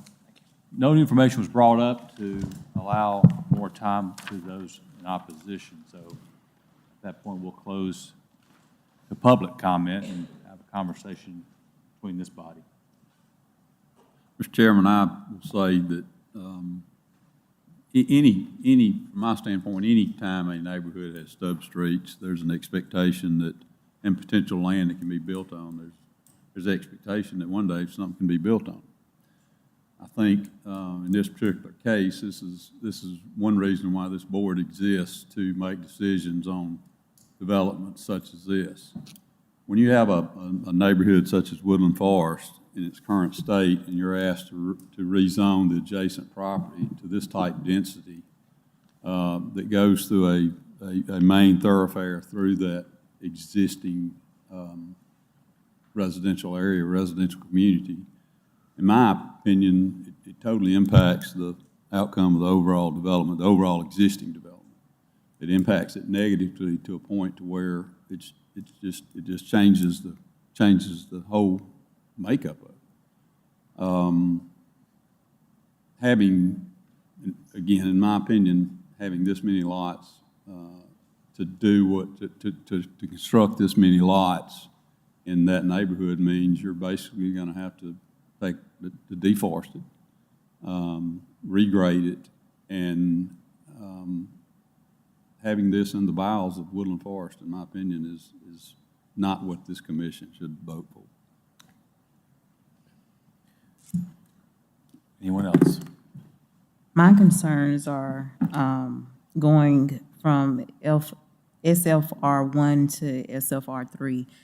I do understand that, yes, when we have substreets, at some point we can expect development, but this development does not seem to be in comparison to what's already existing. And then, correct me if I'm wrong, more than once it seems that there's a significant difference between the lot sizes of what they're proposing to build and what's currently there. And I think that hurts the integrity of the neighborhood as it currently stands, along with the ideas of the traffic study and the drainage issues that are already concerns. So I'm not in favor of this rezoning. Any other comments? Sorry. I tend to agree with, I know Joan Barth is going to be shocked, but I agree with Joan Barth. On the record. The framework project took an extraordinarily long time, and a lot of people worked on it, and I don't think that the landowner could possibly not have known it was going on. I mean, so I do think the jump from 1 to 3 is more significant than the jump from 1 to 2, for instance. And I know that we don't do a whole lot in SFR1 or whatever. So I'm trying to think about that. But in fact, we don't ever do deals in SFR1, do we? I mean, so I'm trying to think in terms of that, but I do I probably would have run up here and been talking to the planning and going, look, you don't ever do SFR1 deals. And if I'm gonna get this land developed, I need to be talking to you guys about maybe putting it in 2 or 3. That obviously didn't occur, so, and the lots are significantly smaller in some cases than the lots around it, so, I don't know, it just seems like, I heard Tom Sims say that these lots all would fit in SFR2, except for they don't.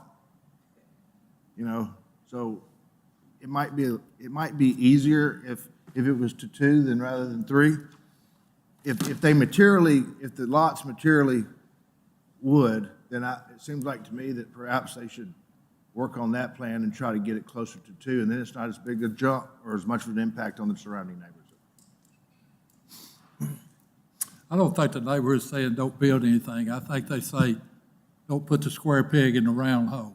And that's what they're trying to do, put something that doesn't fit in the neighborhood. Build on the property, but build like framework said it was supposed to be built. So just doesn't fit. Well, anyone else? I think everybody's made very good comments. I mean, I think one thing we sometimes do, and it's not fair, we talk a lot about needing affordable workforce housing. And I look at the company that's trying to do this as a provider of that. And I think there's a place for their product in the market, just not in this market. Because we talk about need for workforce housing, and this is probably one of the only national companies that comes into this area and does it.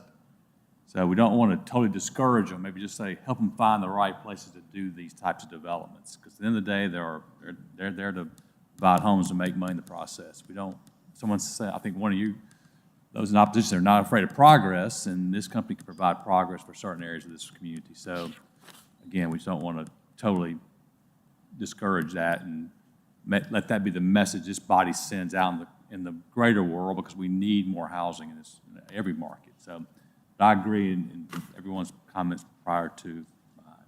So, anyone else? All right, having heard none, Commission, before us we have a companion case. First item is Z 2625, Longleaf Engineering to rezone the 60 acres, SFR1 to SFR3. Have a motion and a second. Motion. Second. Ms. Hornsby. No? No. No. No. No? No. No. No. Commission, before us have S125. Pull that back up. I know there's no variance request. I can read it. Woodland Forest Glen, consisting of the 108 lots, 3 open space lots. Do I have a motion and a second? Motion. Second. Mr. Rumsey. No. I'm not even sure what I'm voting. I'm not even sure what I'm voting on. What No, are subdivision. Subdivision. I mean, it shouldn't really matter because the zoning didn't go through, but. Right. So would that just be, Well, we have to vote in case the council overrules us, correct? They can come back. Okay. We've got control over subdivision. Council does. Yeah. But I'm talking about the rezoning. Right, y'all already recommended denial of the rezoning, and then the subdivision ends here, so you guys are the final say on the subdivision. So you could approve this subdivision or deny the subdivision based off of your reasoning for the rezoning. So we got to vote. But if we vote no, we have to tell you what reason we give for voting no, correct? Jimbo? Just like a regular subdivision. yeah, I mean, so that's now. Right. Okay, so my no would. Yeah, Okay. so no, and I mean, obviously, if I didn't vote for the rezoning, I wouldn't vote for the Right. subdivision. Okay. Ms. Prince? No? No. No. No? No. No. No. Tough road.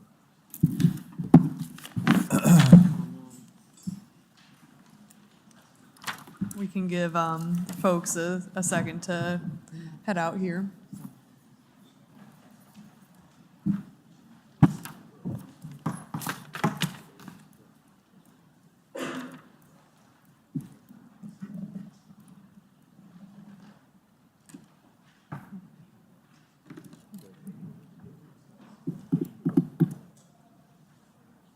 Alrighty, we'll keep rolling here. We have another companion case, Z2825, Z2925, and S10225. So we have two rezonings. First one, 0.33 acres from GC to MFR. This is at 5921 New Watermelon Road. Second rezoning, 0.42 acres from MFR to GC. And then finally, a 4-lot subdivision on 9.25 acres. So I'm going to go through the rezonings together. I think it's going to be more clear. So you can see we are just right at the intersection of McWrights Ferry Road and Bluegrass Parkway. You all are familiar with this property. You've seen it before. It's vacant today. You can see we have those two under a half-acre pieces to be rezoned. You can see one on the left, it's GC today. They'd like that to be MFR, and then vice versa on the right, that MFR piece, they'd like to be GC. And this is to align with their revised site plan and preliminary plat you'll see tonight. And here is that revised site plan for the site. You can see, just zooming in here, we have some residential on lot 3, and then some commercial uses on the other lots. This is just a key showing those two rezoning changes. So in the red, you can see MFR to GC, and then down here, GC to MFR, and that's to line up with the proposed uses on the lots with this revised site plan before you tonight. Here are some examples. We have what the residential could look like on the left, and what that commercial could look like on the right. We do have two future land uses on this property as well. So first one is traditional neighborhood edge and framework. This request does conform as well as the use.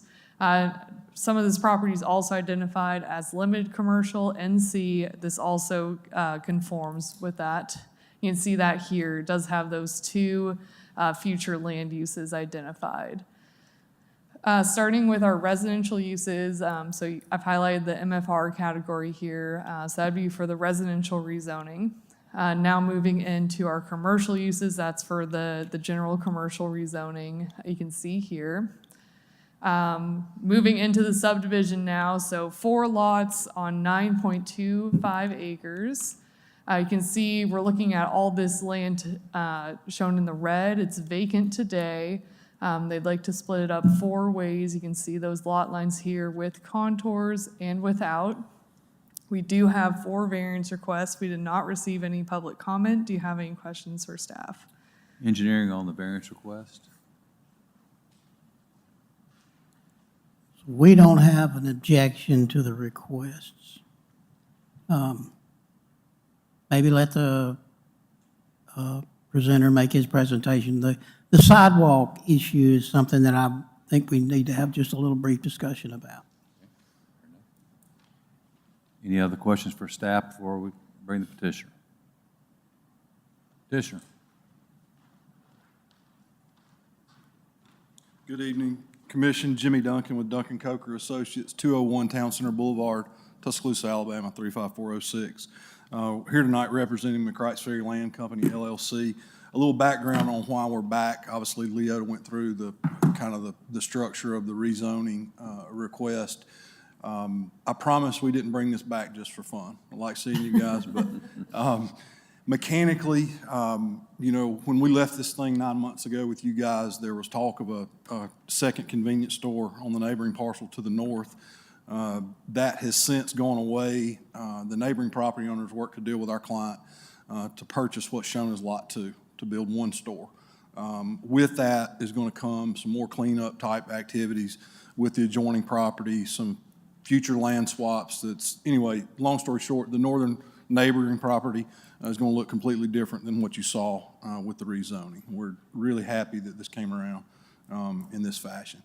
So in doing so, Lot 2, the convenience store lot, let's just call it, got, I would say, significantly smaller than what you originally saw with our original application package. So with that, the rezoning did not match the boundary, so this is to correct the Lot 2 boundary to align with the proposed zoning. And in doing so, the apartment building you see there, the 15,000 square foot apartment building, we turned it basically on its axis, brought it further to the.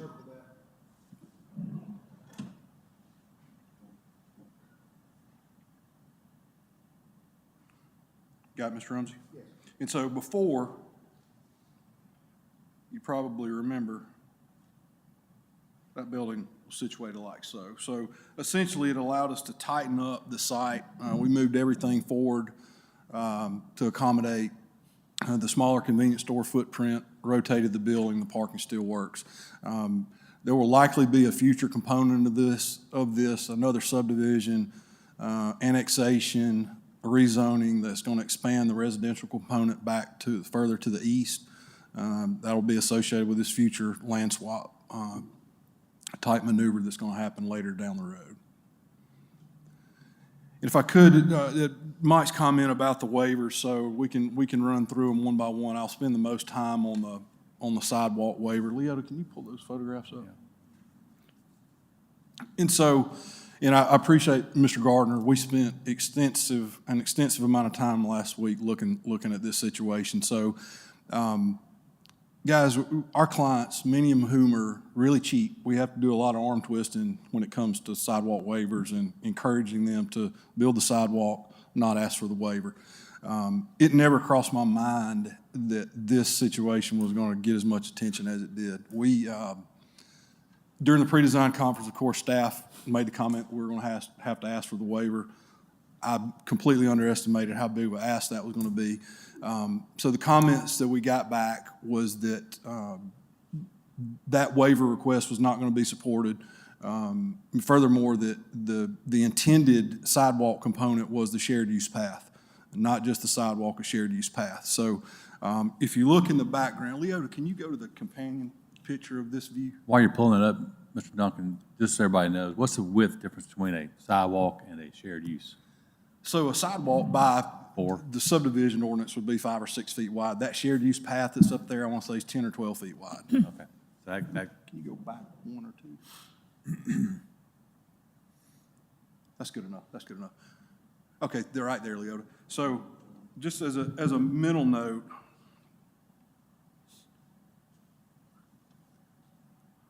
that was what was built with McWrights Ferry Road. So at this point, I'm standing on the subject property about on the right-of-way looking toward the bridge down McWrights Ferry Road. Shared use path there in the middle. There's a strip of grass of some 4 or 5 feet between it and the curb line. And then behind it, you've got this ditch. Okay, so all of that was part of the McWrights Ferry Road scope.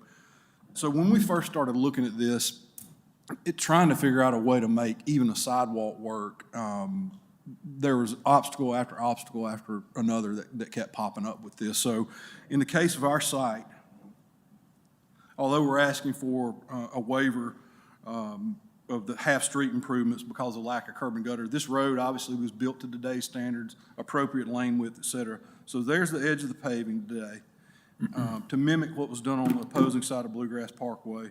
The shared use path would start about there. There's the back side of it. And now we've got this huge embankment back here in the back. Not to mention sanitary sewer, gas, communications out here alongside the ditch. Leota, can you advance a couple of pictures? And so this situation, this is in the middle of the driveway at the Wizard of Paul's dog groomer, looking again back to the south. So we've got this ditch that runs the entire way, overhead utilities, and then again, all the underground stuff. So, you know, I first took the approach of what would it take to basically pipe the ditch, try to accommodate the sidewalk. Well, it just hydraulically, and of course, we've not designed it, but that's the pretty heavy lift with piping the ditch to put the shared use path on top of it. And then secondarily, we looked at trying to mimic what was done on the other side of Bluegrass, so the shared use path, and then move this slope back to here. Well, now the sanitary sewer line's exposed. We've got to move all the power poles, just one thing after another. And so Mike and I met on Tuesday and again on Thursday. You know, aside from the reasons that on this side of the road, This body most recently approved a waiver for the townhome development that's about 1,000 feet north. Similarly with Westervelt's development 3 months ago, Hidden Oaks, I think it was, it's across the street from Harbor Ridge. So essentially, we've got a very short segment from here to Harbor Ridge that we'd be eligible to build this path in, sidewalk or otherwise. And so Mike and I brainstormed on it. I mean, personally, and I live in this area, I think the more forgiving side of the road, and this is not, I'm not saying this in the context of the waiver request, but the opposing side of the road is the most favorable for a shared use path. You've got appropriate right-of-way with Shamley Green, Grand Arbor, Harbor Ridge. The shoulder conditions are much better. So if we're talking about a project of this magnitude, it really needs to be on the opposing side. Did I cover everything, Mr. Gardner? Yes, he did. Very thorough job. I'll have to add, excuse me, that based on the way McWright's Ferry Road was designed and the path terminating before crossing the new Bluegrass Parkway, I almost believe the intent was that the path would not go farther north. The challenges that you see in these images is an extremely costly burden to overcome. Jimmy and I's meeting Thursday. I really think if the city needs to get a sidewalk farther north in the near future or beyond, I do believe we need to look strongly at getting on the west side of Watermelon Road. Mike, I agree with you. After we left the chair-vice chair meeting, we discussed this. I rode by and looked at it, and looking at the topography, looking at seeing all the utilities that were put in place, watching that during the project, I think it's an undue burden. I mean, a burden of this magnitude could effectively change the potential of this project moving forward. I think I think by the fact that we didn't have the room full, the first two times this came before us, we had a room full of people opposing this from Lexington down and north. With the changes in this project, or good changes for the people of that area, I think it limits to one convenience store instead of the two competing convenience stores that we were going to get. So the meshing of all of this whole proposal, in my opinion, effectively or acceptable. I mean, I'm fine with where we're at. And to that point, our client's done a very good job keeping Lexington Downs informed with this change, which is. I think this was one where we had two opposing competing developers finally got together and worked it out for the betterment of that community up there. So much better situation. This one, this is a unicorn. Exactly. Anything else, Mr. Dunn? No, sir. In a way, it seems like you don't necessarily have to have the shared use path in front of the store, but coming on each side of it as a destination for maybe school children. I mean, as long as we don't give up on north. I think as this northern corridor and what McWright's Ferry has done to that area out there, as it expands further, I think Duncan's right. The potential for that shared use path would be on the opposite side of the road and would be a good addition. And I hope we, the city, the city need to do a better job of mapping that out in the future, especially going forward. So I agree. Well, who would build it on the other side? Well, I think it'd have to be a city project down the road if they did the expansion. And certainly, I mean, McWright's Ferry Road moving north, if this growth is right, we'll one day be widened out. Well, if they were somewhere else and they only had to build a 5-foot wide sidewalk, you could almost, can you not allocate what a typical sidewalk would be and then put it towards the project so to help it move forward later? I mean, I don't think we have that. Northport has that in effect right now. The city doesn't, and that might be something that Northport basically effectively has a sidewalk bank. Well, and look, I understand. I mean, when I was looking at this, I had no idea about this big dip, and I understand what Jimmy's saying. It would be a pain to build a sidewalk there. At the same time, we also know that there'll eventually be a school built up there, and it could be in direct contradictory to our policy on that too. I mean, we don't know where they would locate. It could locate anywhere from about there to the Sexton's Bend Road. I mean, Steve, that shared use path is, and it will eventually connect under the bridge all the way back to the.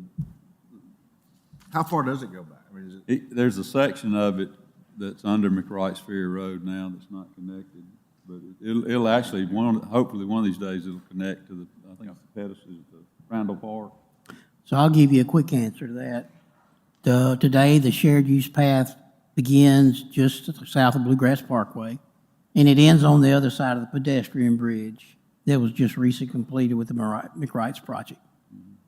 The design is underway for what's called Northern Riverwalk Phase 2, which begins at the end of the Randall Park shared use path and extends north some 9,800 feet along the river, and will connect to that west side of the pedestrian bridge. When that's done, we'll have an extended or a connected walkway from basically Bluegrass down to Randall Park. The Wolseley-Fennell Bridge is creating a pedestrian path on the west side and will stub out a path on Jack Warner Parkway by the old Bryce Cemetery. Our plan is that we will take the Riverwalk that terminates today and transition and connect to it. And then the last leg of that puzzle is getting the path off of McFarland down to the intersection at Rice Mine Loop, and then back under the bridge to connect back to the parking lot there at the Randall Park. This may take another 6 or 8 years, I don't know. A lot of it depends on the timing of the Wolseley-Fennell Bridge. No need for us to move forward with some of our projects until we know when that's going to occur. Ultimately, you'll have about a 10-mile path from the new Western Riverwalk down by the old Oliver Lock all the way to Bluegrass Parkway. So in 6 years, you and I are going to be too old to go 10 miles. You gotta ride your scooters. That's your bicycle. Well, that's all, that sounds great, and understanding visually now what the challenges were. I mean, we talked about it in chair, vice chair, I think we're all kind of like, we like the thought of a shared use over the sidewalk just because it provides a larger connectivity for people and bicycles and kids and all that. So not that it's gonna happen anytime soon, but if we ever do anything on the west side, shared use is hopefully the way we'll track, but that's down the road, obviously. You want to sign up to speak for or against? All right, anyone have any more questions for staff before we look at this? Keep it back up. All right, let's go with the 3, right? All right, so commission. Does anyone care to speak for or against this? Haven't heard none, thank you. All right, commission for us, we have Z2825, the Wrights Ferry Land Company, just to rezone the 0.33 acres from GC to MFR. That's the realignment of the property, the gas station, and that little piece attached to that residential. Do I have a motion and a second? Motion. Second. Mr. Rumsey? Yes. Yes. Yes. Yes. Yes? Yes. Yes. Yes. Yes, motion approved. Commission for us to have Z2925 at Rice Ferry Land Company, LLC, rezones the 0.42 acres from MFR to GC. Do I have a motion and a second? Second. Ms. Hornsby? Yes. Yes. Yes. Yes. Yes. Yes. Yes. Yes, motion approved. Commissioner, we have, go back, please, have I got it. We have S 10225, the Rosewood Phase 1 subdivision. Variance requests were those 4 public street frontage, lot configuration, hash street improvements, sidewalk construction, which we heard a dissertation on. Do I have a motion and a second? Motion to approve. Mr. Rumsey? Yes. Yes. Yes. Yes. Yes? Yes. Yes. Yes. Yes, motion approved. All right, moving into our preliminary plats. First up, we have S 10325 PE Interstate Properties Phase 5, a resurvey of Lot 1, resurvey Interstate Properties Section 2, and unplatted land consisting of 7 lots on approximately 72.8 acres located south of 6730 Jaybird Road, east of 3009 Falcon Drive, north of 3430 Buttermilk Road, and west of Buttermilk Road. This is Council District 6 and not in city limits. You can see we're just north of the interstate here off of Buttermilk Road. You can see that property today, it's mostly vacant, and you can see they'd like to split it up 7 ways. You can see that flood area is kind of contained within the boundaries of Lot 7. You can see that without contours here as well. We do have 3 variance requests. We did not receive any public comment. Do you have any questions for staff? Engineering, No objections. thank you. Any questions for staff? Petitioner.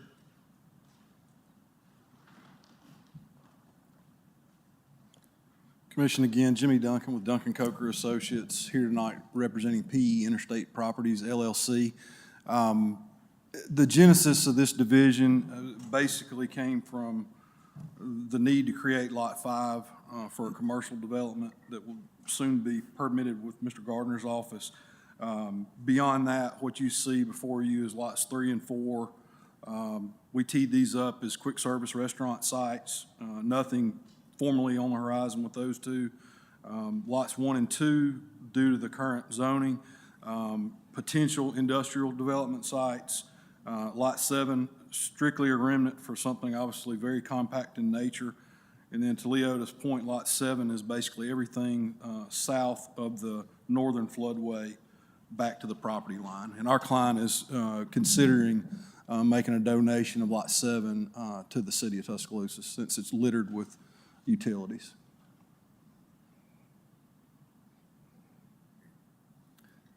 Any questions for petitioner? Thank you. Thank you. Anyone care to speak for or against this petition request? I can't tell what's, Questions for staff? I can't tell which, so, See JV, Lot 5 is the corner of JVC Road and Buttermilk. It's across from the truck stop. There's that existing service there is a truck wash. Can you kind of draw with Lot 5 there, just so you can kind of get his lay of the land, roughly?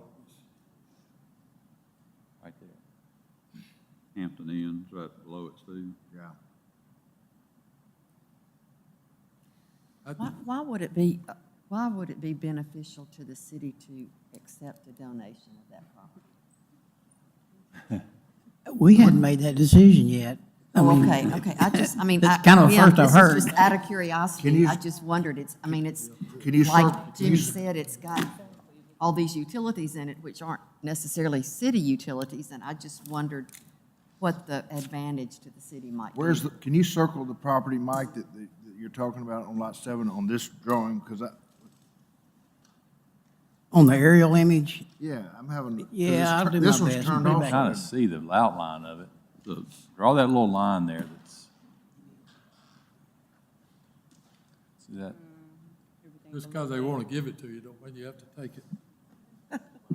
Reduces our tax That's Lot, burden. that's Lot 7. Generally speaking, yes, sir. I don't think you meant to start that, did you? it's unbuildable terrain. Floodway. You know, it's crisscrossed with utilities that the city put in years ago. It's got floodplain-ish, challenges as well, along with topography. So it's I'd call it a non-buildable lot, and that may be how you're going to denote it on the final. That's safe. And whether or not this donation thing grows legs or not, we're still going to create Lot 7, mainly in the interest of keeping the floodway component from impacting Lots 1 through 5. So it's a remnant that's worth basically nothing. Years ago, there was an issue with vagrants on this property when I was on the city council, so developing this is going to be a big plus. We had a lot of complaints from the Holiday Inn and the hotels, there's a couple of hotels out there. It's pretty dense. Any other questions for staff? All right. Having heard none, we'll close and we will discuss S 10325, the P Interstate Properties, consisting of 7 lots on the 72.8 acres. A motion and a second. Motion to approve. Second. Well, let me add with the 3 variance requests, which engineering has no issues with. Had a motion and a second, beginning with Ms. Hornsby. Yes. Yes. Yes. Yes. Yes. Yes? Yes. Yes. Yes, motion approved.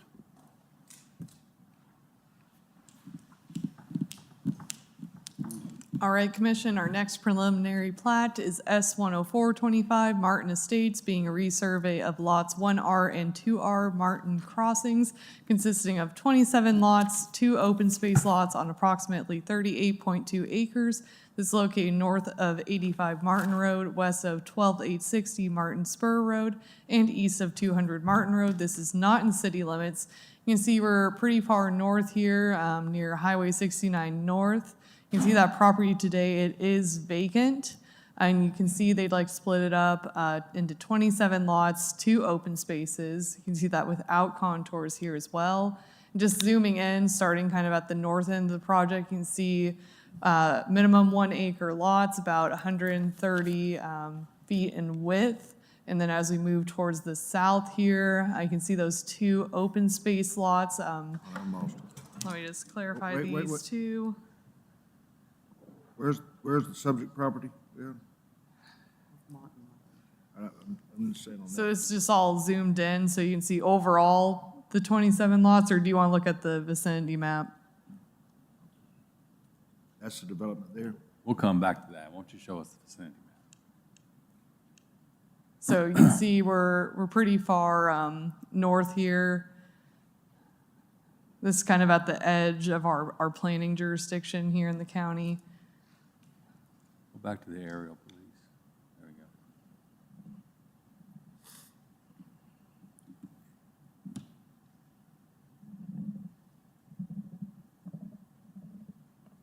go. All right, so moving back through those 27 lots, 1 acre minimum. You can see that just kind of zoomed in here. We do have 4 variance requests. We received 14 comments in opposition. Do you have any questions for staff? Engineering? So the bottom 3, we don't have any issues with. The lot configuration, we'd like for the developer to present his case for requiring or needing a lot configuration variance. When we had Chair, Vice Chair, we talked about that. And we reached back out to the developer or the engineer and discuss those? We did. We didn't see a change in the drawing. Okay. Well, Commission, I'm not sure if we reached out between our vice chair, vice chair, and now. This was in their initial comments, though, received by staff during the preliminary plat review, to, be prepared to discuss the need for lot configuration. We were consistent with what y'all talked about in the initial meeting, what we discussed in Chair, Vice Chair. So they were kind of aware that, okay, that's kind of where I was wanting to make sure they had heard something about the lot configuration issue. Okay. Any questions for staff? Yes, the nature of the opposition, I think they're all opposed. for what purpose, for what reason? So there was varied, some for density, many were about traffic on Martin Road. Okay, that's what I remember. Yeah, Thank you. overall, those two, I would say. Any other questions for staff? Petitioner?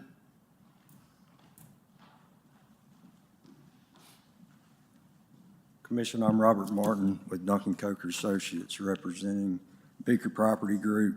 I want to dive a little deeper in on the lot configuration variance and how we ended up with this configuration. So when we originally started looking at this site and working through different layout options, obviously the developers would like as much density as they could possibly get. So when we originally laid this thing out, we had a cul-de-sac coming out, crossing the stream,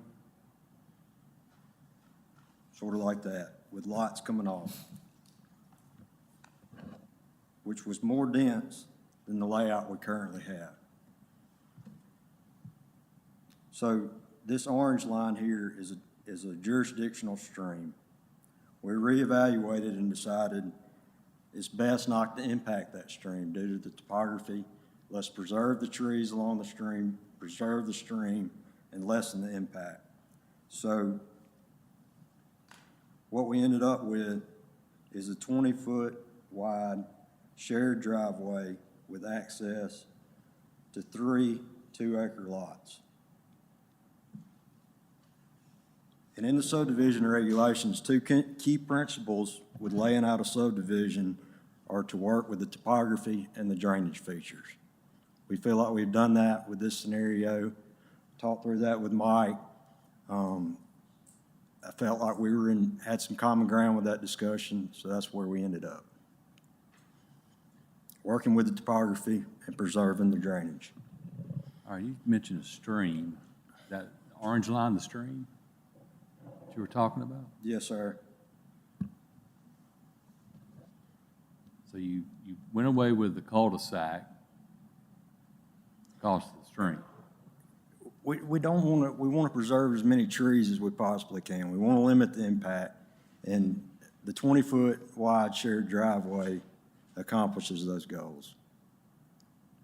Is that an active stream, active moving water? It is.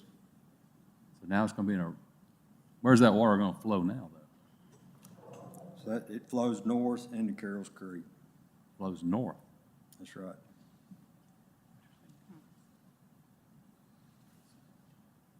Can we see the full diagram? Yeah, show us full Stream. layout. So it flows Oh, go ahead. It's flowing back up. across 14, 15, and 13. That's right. And the topography along that stream is very steep. So I guess my question is there enough room on 15 through 13 to build in front of that stream? Yes, our Size-wise? intent is just to grade the roadways and get a building pad. It will be east of that stream. Everything west. East of the stream, okay. Everything west of the stream stay wooded. Mike, your thoughts? On lot 15?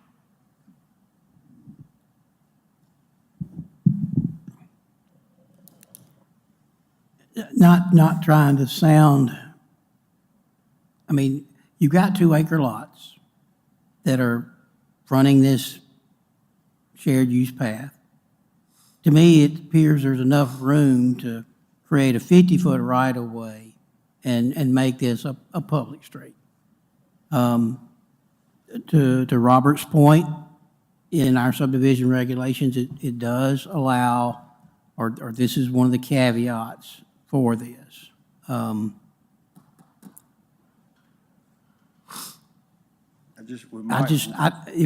If we go with this, there's got to be something in the form of the subdivision plat or deed restrictions or whatever. I don't want these homeowners 10 or 15 years from now saying, oh, we got to make this a public street. We can't maintain it.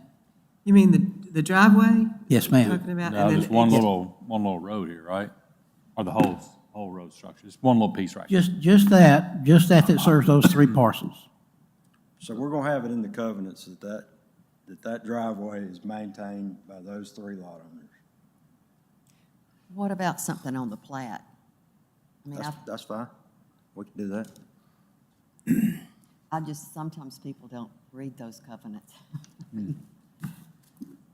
We can put it on the I'm plat. not clear still, Mike. I'd like something. I mean, I'd like something on the plat so that any purchaser or anybody that pulls that drawing up recognizes that the city's not taking any responsibility for that becoming a public street. May the buyer beware. But we talked about as well as that whole private road there, as we're calling it.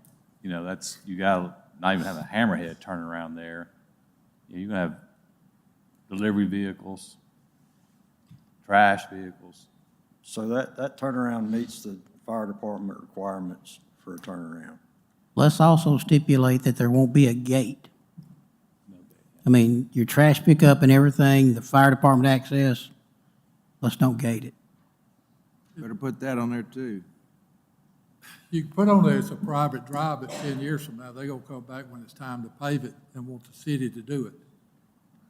No matter what you write. And then they're gonna wanna put a gate up. And then they're gonna be mad when you don't. There's always that's always a possibility. My experience with that has been, we've just run across this where we're taking over a private street that's in the city limits. I don't know that this will ever become part of the city limits, so it may be more the county's Public Works Department or Engineering Department needs to be weighing in heavily on these things, because I don't think this will ever be the cities. You never know. I mean, there used to be an idea that a sewer line would run through this property that never came to fruition. So I just want to protect the city's interests here with some notations on the plat. Anything else, Robert? Good. Any other questions for the petitioner? Did you conduct a traffic study? So I was going to wait for the public comment before we got into traffic, but we can go ahead and dive into it. We did not get a traffic study done for this site. This is 27 lots, does not meet the warrant for a traffic study. It's not dense enough. We discussed it with Mike's office, discussed it with the county, and a traffic study was not required. I understand there's a lot of traffic on Martin Road. I grew up in this area, I've traveled that road. But the traffic problem on Martin Road is not due to the amount of houses on Martin Road. The issue is the pass-through traffic from 69 getting back to Watermelon.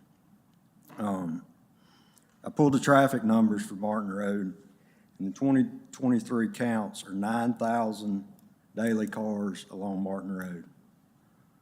Our 27 lot increase would increase the traffic on Martin Road by 0.3%. So our stance is that the traffic issue on Martin Road is due to the pass-through traffic, not due to the density along Martin Road.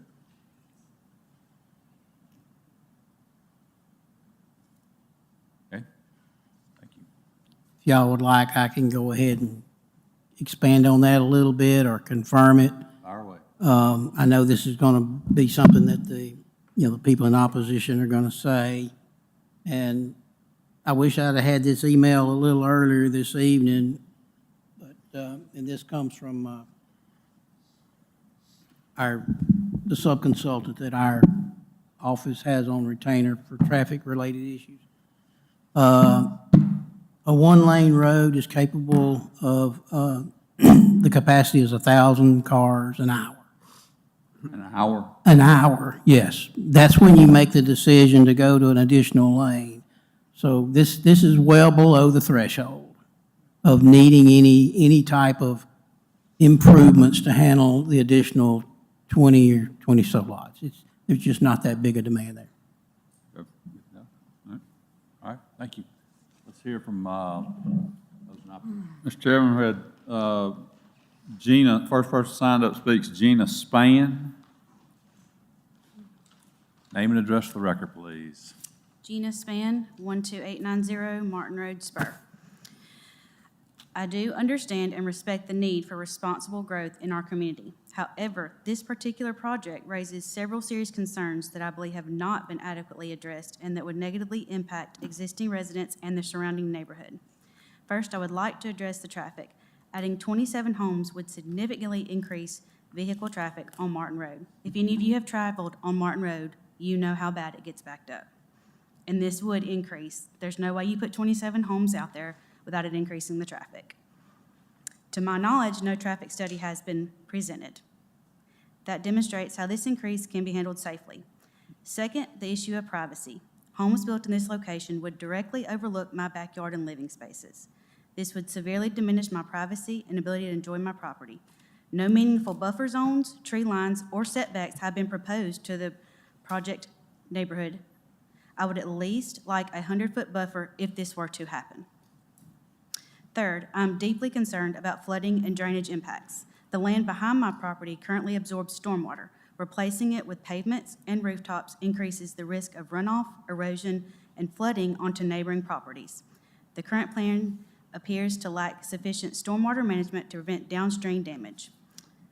Finally, the proposal is incompatible with the existing character of our neighborhood. Our area consists of established homes with larger lots, several trees. A high-density development of this size is inconsistent with that character. For all these reasons, I would respectfully urge Planning Board to reject this proposal. Thank you for your time. Thank you. Thank you. Mr. Chairman, the next person signed up speaks Andrew Hamner.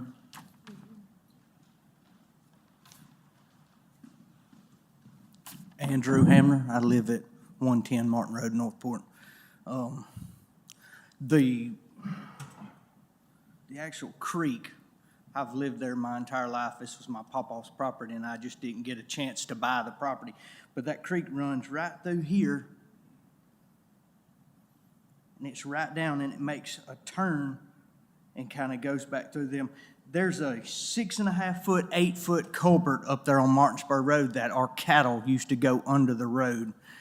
And since then, it's still been in there, but it takes a lot of water. It takes on a lot of water. We wasn't really opposed to the first 10 houses. Can I ask you a question real quick? So Yes, sir. that, when you drew that line, you're saying the water, does it flow to the north? Yes, sir, and that's in the watershed, so it goes right to Lake Tuscaloosa. So all that's coming off of Martin Spur? Yes. Okay. Thank you. This thing is, those houses are in a dish bowl. I mean, from lot 26 up to that house, all the way around, it's just like a big cereal bowl. When Mike Dover first bought the property, he was going to put in 10 houses, I think. It was Martin Crossing or whatever it was. 10 houses, we wasn't really opposed to that. But right down at the bottom, we had to bury like 100 and something trees to get excavators and stuff in there because it was nothing but soup. It was just a mess. I've talked to Crawford Nixon. He looked at it the other day and he said, it's not feasible to put that many. Then Brian Crow bought the property and he was going to put 2 houses in there, and I wasn't opposed to that. Can you draw a circle about where you filled that with those trees, where that was? Right there. And as you get to the back towards lot 9 and 10, it gets messy back there. It would have to be a lot of fill, but I don't know that it's so many hills coming off there that the water is just going to continue to run, and I don't know how far you can build it up. I didn't like the sewer idea. They had problems with the sewer when Mike was going to buy it. Then my other issue, like he said, 9,000 cars. It may not be that big of an issue, but my aunt's fixing to sell another 13, and a church is looking at it across the street. So I live on Martin Road. Right now, you can't get out on the 69. It's backed up to my house. I didn't know I could send in pictures, but I've got pictures, all the way to my house. Every afternoon, it's backed up. I think that's all I've got. Thank y'all for your time. So there are 2 creeks. See, that orange line is a creek, and now Yes, you're ma'am. saying they've got Yes, enough, ma'am. okay. Yes, ma'am. That, in the back, it's so muddy in the back towards 9 and 10. It was one big creek, but it's hard to tell, where it all floods to and where the actual creek is. It's so wet. So who would take over this road, Mike? Would it be the county? Thank you, sir. Yes, county. Thank y'all. Mr. Chairman, the last person signed up is Lacey Williams.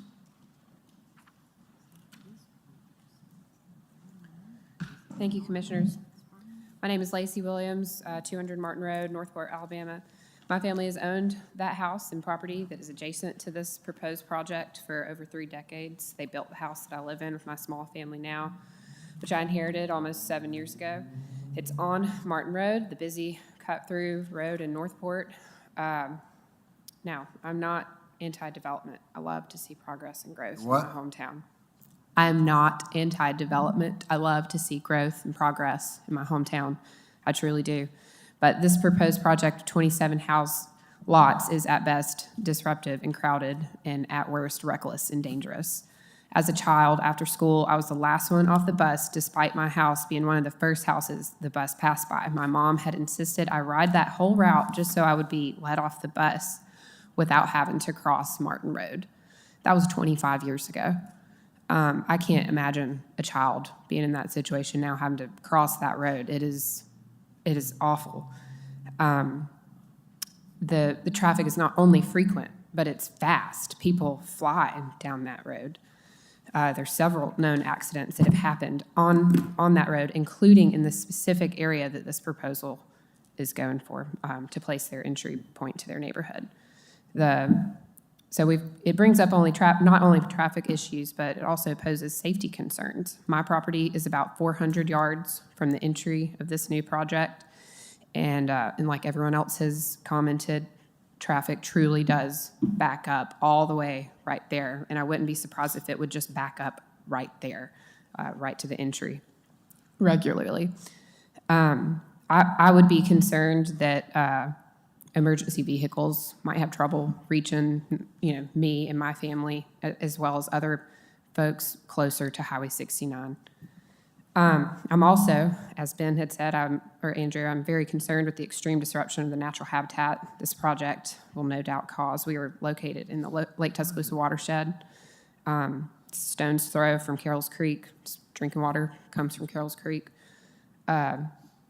Ongoing construction will certainly cause runoff to an area where we can't really afford to have construction runoff. Not only that, the project itself intends to build around and through the natural creek in the middle of a hardwood forest.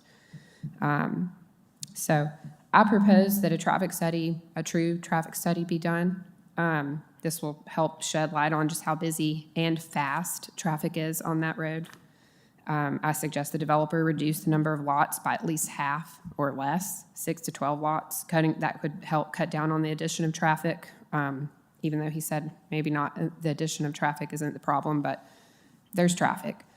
And then reducing the number of lots with an additional requirement, no clear cutting be done, would also help alleviate the burden on the local terrain and wildlife. An environmental impact study would be also very informative in this regard. Thank you. Thank you. Mr. Chairman, that's all we have signed up to speak. Anyone else care to speak for or against this petition request? Okay, haven't heard none. Duncan Coker, we're gonna come back up. All right, so in the initial presentation, I failed to touch on drainage and what our intentions are with that. So we have no intentions of clear cutting this site. We're going to preserve the trees as much as possible, limit the amount of grading just to the roadways, enough to get building pads in there, and hopefully preserve the tree line along the neighboring properties. As far as drainage goes, our intention is to let the drainage follow the natural drainage patterns of the site. We're not going to concentrate discharge points that's close to the lake. Let the drainage do its natural thing, slow it down in areas where we see fit so that it's not increased in the post-development condition. Very similar to other developments that we've done close to the lake. Hey, Rob, like you take this cul-de-sac, because it's wet. In the middle of the road, what is the elevation, average elevation in the middle of that road? Looks like it just falls off the mountain. So that road and cul-de-sac is following a ridge line. Right. So our intention is to. But the lot where the house will sit looks like it, I mean, I don't know, what are those lines? Are they 2 feet, 5 feet, or what? Those are 2 foot contours. So our intention here is to shave this knob down, ridge down, enough to build the road and get our building pads in here. And you're saying you're not gonna mass grade, I mean, that's a mass grade, isn't it? I mean, you're gonna take down. Mass grading for the roadway, but we're not gonna, But when you mass grade for the road, that's gonna build the building pads too, right? That's right. So everything's gonna be go. In that specific area, I mean, we're gonna preserve these trees back here along the edges. In other words, where you can't get the equipment anyway. We're gonna clear as little as we possibly can to get the roads and building pads in there. I'm just saying, I'm just saying, you kind of led to believe you're gonna leave it kind of natural, and there's no possible way out. You're gonna have to, Well, I mean, when I you're gonna have to think- hit it hard. Sir? You're gonna have to hit it hard on the home sites. I mean, there's just no way you get around it, I mean. Anyway, go ahead, I'm sorry. That was it. I just wanted to What touch about, on the drainage. Robert, on lots 1 through 8? So that one more time? How much buffer are you gonna leave that's currently there? I mean, like the back property line, Ms. Spann was concerned about. So that rear setback shown is 35 feet. I mean, due to the topography along that property line, the houses are not gonna be extremely close to that property line, but we don't have a buffer specified. So you can't say the natural buffer there that's there now, you gotta have, you saying 35, what's reality? Could it be, or if you don't strip off all the? I mean, we haven't done a detailed grading plan, obviously, but I mean, just looking at it, I mean, those houses, I don't see them being closer than 100 feet from that property line. Back of the houses. Right.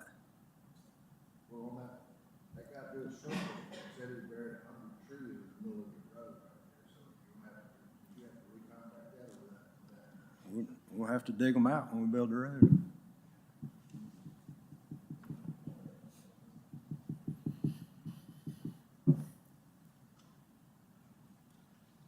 Ms. Spann brought up the concern about runoff, but what I've heard from one of the speakers is that it's running north, so it's going to run away from her, correct, or not?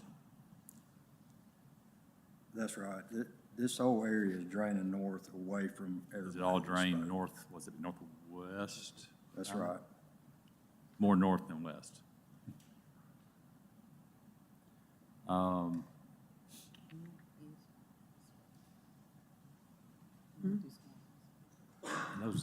Those are the questions I really had, was the concern about the runoff. The traffic study, we heard the position of the city and the county. I have to agree with them. It's not really warranted. We heard the whole traffic conversation with the woodland forest, and that was 108 houses, 27, so I don't see there being a large impact on that need for a study.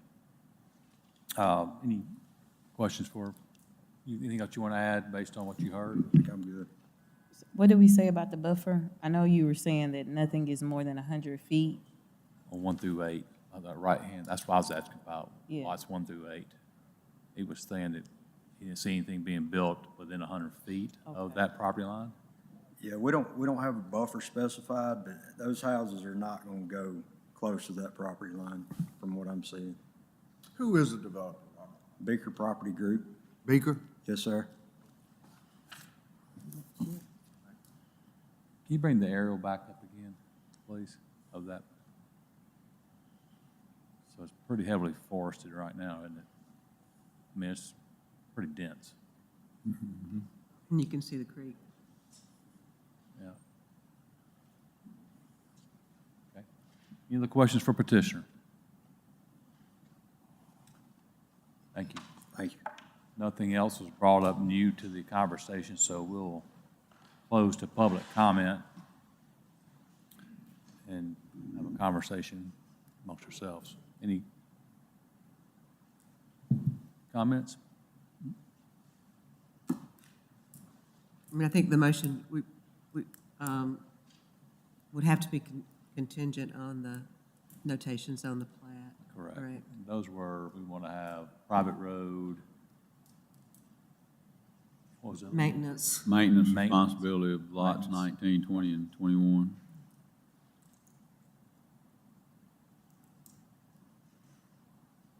Any comments?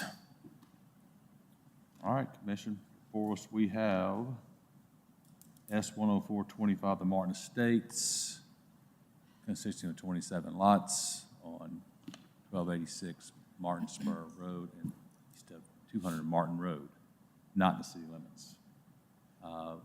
4 variance requests. Engineering has an issue with the half-street improvements, sidewalk construction, cap sewer, lot configuration we discussed, but we did want to have as part of the required plat notes would be the addition that is a private road for lots, what was that, 20? 20, 19, 20, and 21, is that correct? 19, 20, and 21 will be a private road on the plat and shared use maintenance for those 3 lots for that road. Correct? As well as no gate. As well as no gate. As well as no gate. I knew there was something else there. No gate can be installed on that private road. So I have a motion and a second based on those variance requests and those notes. Say that again, it's based on no variances? Or- On these variance requests and the notes of the no But- gate, being a private road. But Mike says he does have a problem with the lot configuration. I mean, you're standing on that, right?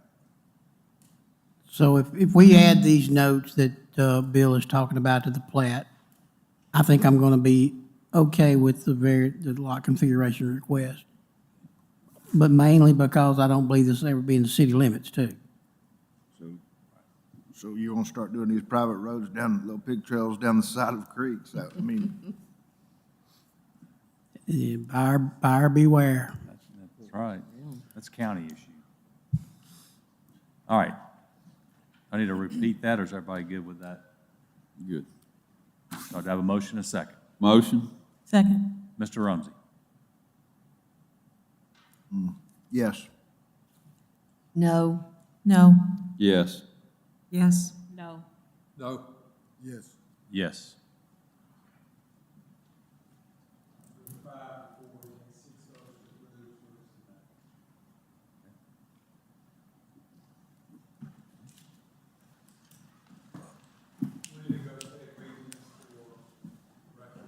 For the no votes, who all was a no? I was a no. All right, I Chris, was we'll start with you. You get to be Okay. the- All right, I know there was no traffic study done, but I just feel like this is an unsafe road and that any other cars coming out onto Martin. I know, I was just on it today, Are you so, speaking from experience there, Mr. Rumsey?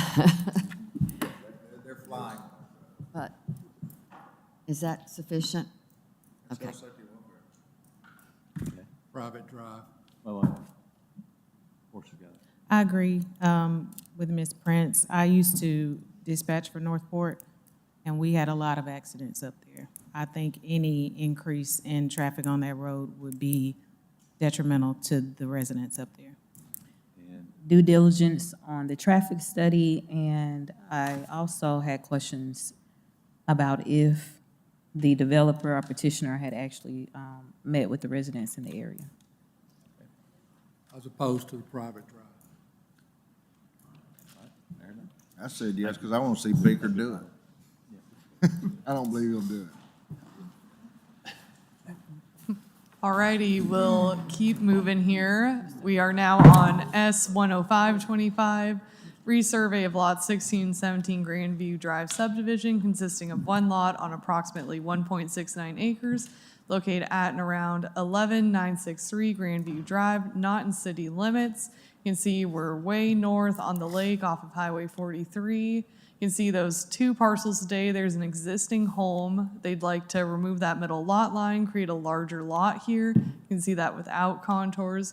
We have 1 variance request. We did not receive any public comment. Do you have any questions for staff? Engineering on the cap sewer. No objections with that. Petitioner.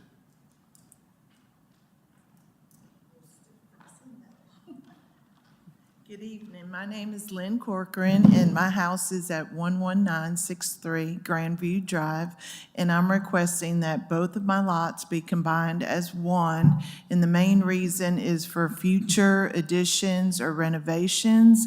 In March, I just had a boat dock built on the lake, and my next project was going to be a driveway up to the house, but you can see where the house is, there's not much land by the property line. But then in May, a tree fell on my house. So we have major damage to our house, and I have an architect and a contractor after dealing with insurance. So now my next project might be an addition to the kitchen since the whole roof is ruined. But they can't do that because it goes over the property boundaries. I'm sorry. Yeah, thank you. It's a long process. So if you have any trees near your house, get them cut. Any questions for petitioner? Thank you, ma'am. Okay. Anyone care to speak for or against this petition request? We love seeing larger lots being created, and I think this is a good reason to do it. So sorry for the tree, but anyway. Anyone else have any comments or questions? All right. Commission before us, we have S 10525, resurvey of the Grandview Drive subdivision, one variance request cap sewer, engineering has no issues with. I have a motion and a second. Ms. Hornsby. Yes. Yes. Yes. Yes. Yes. Yes? Yes. Yes, motion approved. All right, next up, S 10725, resurvey of Lot 15, Block B, M.E. Clark Subdivision Number 1, consisting of 2 lots on approximately .46 acres, located at 6835 Janine Street. This is not in city limits. You can see we're in Cottondale. We're just north of University Boulevard here. You can see there's 2 structures on that lot today. They'd like to put each structure on its own lot, so creating those 2 lots here. You can see that without contours. We have 3 variance requests. We did not receive any public comment. Do you have any questions for staff? Engineering. No objections. Thank you. Petitioner.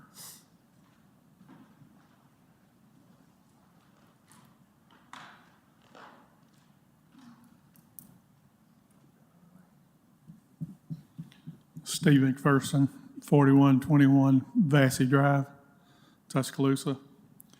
I'm here on the behalf of the Pate family. Their intention is to sell the portion to the north. And the block building has always been a mechanic shop for years. And as far as they're concerned, that's all it'll ever be, is just another shop. So the 9,000 square foot, I sent another map at one time, and we changed the lot line between the 2, but it doesn't reflect it on that drawing. So we've made sure both lots at least were 9,000 square feet.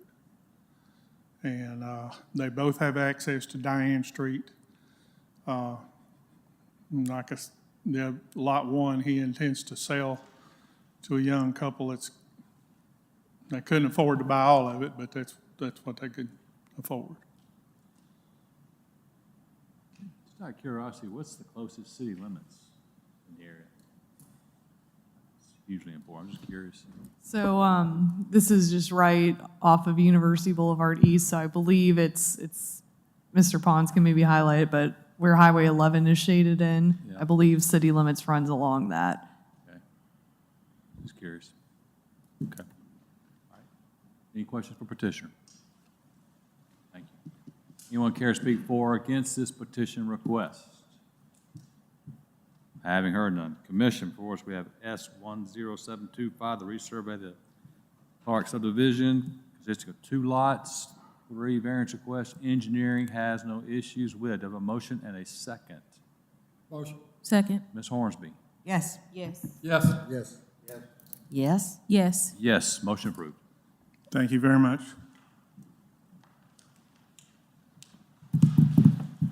All right, next up, S 10825, Hometown Addition to Alberta, resurvey of part of Lot 21 Windsor Drive and unplatted land consisting of 4 lots on approximately 5.3 acres located at 3315 through 3325 University Boulevard East, Council District 5.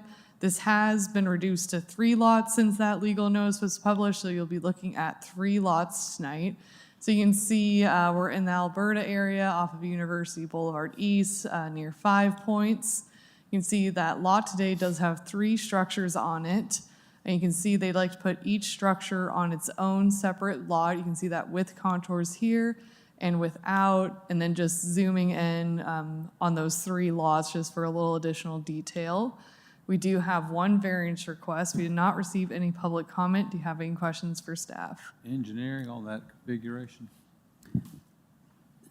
We'll be okay with the lot configuration variance as long as there's a note on the plat that lots 2 and 3 do not have direct access to University Boulevard. And just for everybody's, that's the old Jim Myers, right? Yep, Jim Myers Drugs. Okay, petitioner. Who? Oh, everybody wants to talk about it. Name and address for the record. My name is Joshua Jarbo. Address is 2155 Springville, Alabama. I'm the owner of the Jim Myers, all the buildings, and we're just, if you notice in the very first picture, the current layout of it, the lines go in between the middle building, as you can see, so we're just trying to get them all on their own parcels. So is everybody going to use that one entrance there through the Yes, property? sir. So cross-access easement for everybody? Yeah, we've already got easements on there, and then another thing is, I know they're doing the sidewalk and all that, so we've already factored in one way and out the other way, so we factored all that in when we submitted everything. Is that a mobile home park to the east? To the right of it, yes, sir, from that picture. Any other questions for petitioner? Thank you. Thanks. Anyone care to speak for or against this petition request? I'll have a sign-up sheet, so. Hello. I'm Elizabeth Hall. I'm 21 Windsor Drive. Okay, where is that? So that fence that's backing up there, that's my house. And if you zoom in on the Where, yeah, I'm, Google Maps, so where's your you house? can see, well, my backyard goes right up against, I'm in the cul-de-sac. Oh, okay, over here off. See that Okay, I see it. Okay. Yeah, that's All right, me. got you. And then that's my fence, and those are my 4 barking Okay. dogs. Okay. And we're just concerned about what's going to go back there.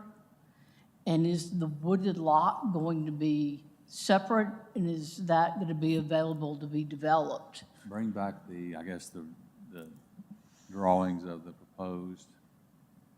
So you can see that they're creating that lot 3 will be that last building and all the property behind it. Will that be left undeveloped?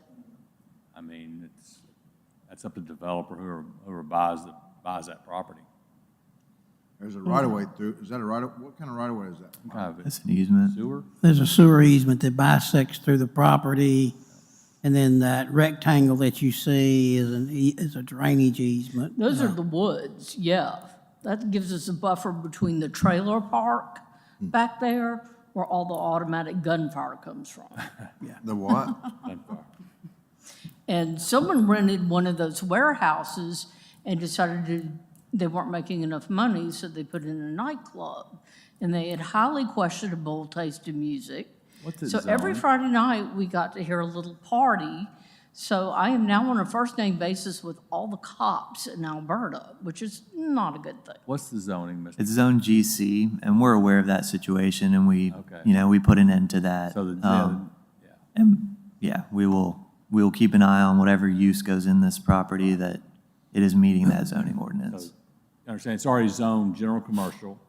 I thought we approved it for like an old folks home or something. Yeah, I just need to know what I need to do to make that not be developed. Buy it. And I'm looking into that, actually. Because I'm actually going to retire Right. there. I never thought I would, but, you know, Tuscaloosa's not that bad. So that's a big concern. We've had a lot of break-ins into our cars, into our houses, and now they're building the sidewalks along University, so that gives them even more access to our cars and houses, despite the 4 obnoxious dogs. So I guess I need to organize my neighborhood and make sure that whoever buys this. Well, they can buy it, but they know what the limited uses are of being a zone GC, and if they want to do something different, then they got to come before this body to explain. You heard us tonight, we're not going to just randomly. Yeah, because I failed to show up at one of these, and they built that cistern back there for the drainage and everything. And the fact that nobody has contracted malaria from that is a miracle. It's a big mosquito Engineering, factory. got a response? Is that the detention basin that's shown? Is that So- the same? Well, nothing's really changing at this moment, Okay. but we can't say it No, won't change. No drive-throughs, no Dollar Generals. It's GC, whatever can go in GC. No vacant condos. I don't think it'd be a or good stop place for any of residential, those. so. Well, he's not rezoning the property, he's just redrawing He the just, line. yeah. I know, and I was wondering how that's going to affect my property since I'm Doesn't affect- It listed. really doesn't affect you in any way. It's the same thing. You just move the line. I mean, same, anything that could go there before can go there now. Okay, It's just challenging. okay. It's a challenging site, but that doesn't mean somebody won't do it. The last case we heard was, the Yeah, I've already talked to subdivision Kip Tyner about this. I cornered him in PetSmart and said, what are we doing? What are we doing? Maybe something positive will happen there. What's in the Maybe something positive will old happen with drugstore? those 3 buildings, and that vacant something good will go still? in there. Yeah. Who knows? Well, I mean, in the past, we never said anything, and we thought, oh, it'll be okay, and now it's not okay. Well, So I'm here. right. You may see me again. So If we met. if somebody comes for a rezoning of that, I think those buildings will be here, and you'll get notified of it, correct? So, Yeah, and the driveway that goes out onto the University is completely blind. I've lost pets. A lot of people have lost pets, because when you come over that hill, everyone speeds. That's just the way it is, they speed. I really hate to extend And you this. can't see anything. I got a question So for Zach. that's- I mean, Zach, is that mobile home park with dirt roads? I mean, that must be in the county or something. I mean, surely, I mean, how, It's in the city, but it's non-conforming, so that's, Been there forever. to say the least. you ride by, you probably didn't notice it. Been there forever. I mean, Holy, I know. Kip's gonna fix it with that $45 million project. Yeah. I mean, The property it's on not the even, other it's side not is even county. paved. Other South County? Yeah, Zach, the don't- trailer park is county, and there's nothing we can do about it. Who owns Only that thing trailer? recreate- No, he just said it's in the No, city. it's in the city, but he, Oh, really? Okay. Well, Which is good for you. It may have That's a gotten, good it thing. may That's a have good gotten thing there for because you. it was in the county, but it sounds like it's been annexed. We had a party in our neighborhood, and New Year's Eve party, and a bullet fell literally out of the sky and hit somebody in the thigh, and they had to go to What goes the up hospital. must come down. I mean, it's kind of the law.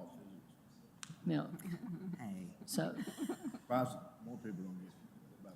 just out of the sky.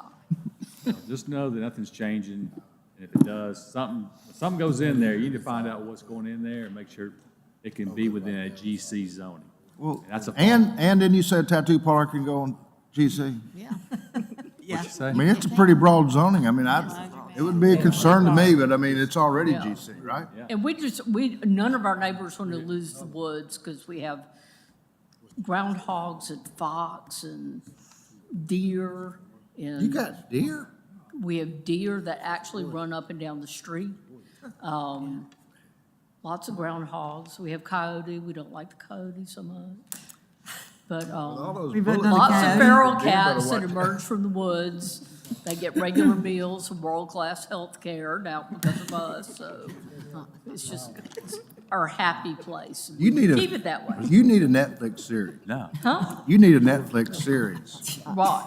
It's a that's great what I place to figured. live, and you're 4 minutes from Target.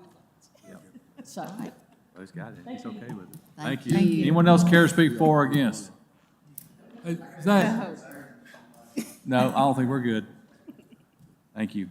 All right, commission, we've heard the concerns, and I think I think that those in opposition understand what's going on here, hopefully. Commission, before us, we have S 10725, resurvey of the M.E. Clark subdivision. No, I'm sorry.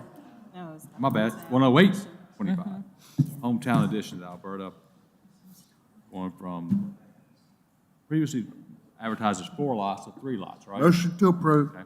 Second. Got a motion second approved with 1 lot configuration, engineering has no issues with, based on the 1 drive, correct? Won't find the plat though. Will require a note on the plat that lot 2 and 3 are denied direct access Off of- to University Boulevard. They got to Correct. use the easement that's shown on the drawing. Yes, yes, yes. Okay. Mr. Rumsey? Yes. Yes. Yes. Yes. Yes. yes. Yes. Yes, motion approved.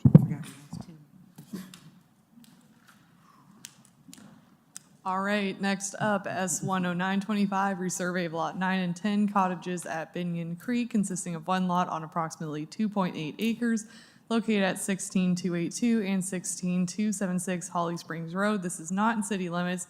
You can see we're way north on Highway 43. There's 2 lots today. They have been developed. You can see that home, our aerial's just out of date. We're moving that middle lot line, getting a little bit of a larger lot. You can see that without contours. And we have 1 variance request, no public comment. Any questions for staff? Engineering? Engineering. Hello, engineering. No issues. Thank you, sir. I Petitioner. think we need to get them to put sewer there. You got a budget on that? Give us a number. A lot. More than you. Kevin Hinkle with Montgomery and Hinkle Inc., 203 Harbor Road East, representing Chris Hall. Purchased both lots, wants to combine them into one for future expansion next door, in-law suite or whatever they want to do. Are you making 2 lots or 1 lot? 1 lot. Okay, so that's a no-brainer. That's a no-brainer, yep. Thank you. Anyone care to speak for or against? No, thank you. No one's here except for Kevin. All right, Commission for us, we have S 10925, the resurvey of the lots 9 and 10 Cottage at Binion Creek, 1 variance request for cap sewer. Engineering so kindly told us he has no issues with. Have a motion and a second. Motion. Second. Ms. Hornsby? Yes. Yes. Yes. Yes. Yes. Yes. Yes. Yes, motion approved. All right, Commission, 1 item of other business, just voting on our 2026 chair and vice chair. I nominate Bill and Tim to do it again. And the new rule is it goes 2 places down to the right, right? Does anybody ever want this thing back? I mean, I nominate Bill and Tim. All right. All in favor? Aye. nay. Let's not go fight the damn chairs since he ain't here. That's what he Good job,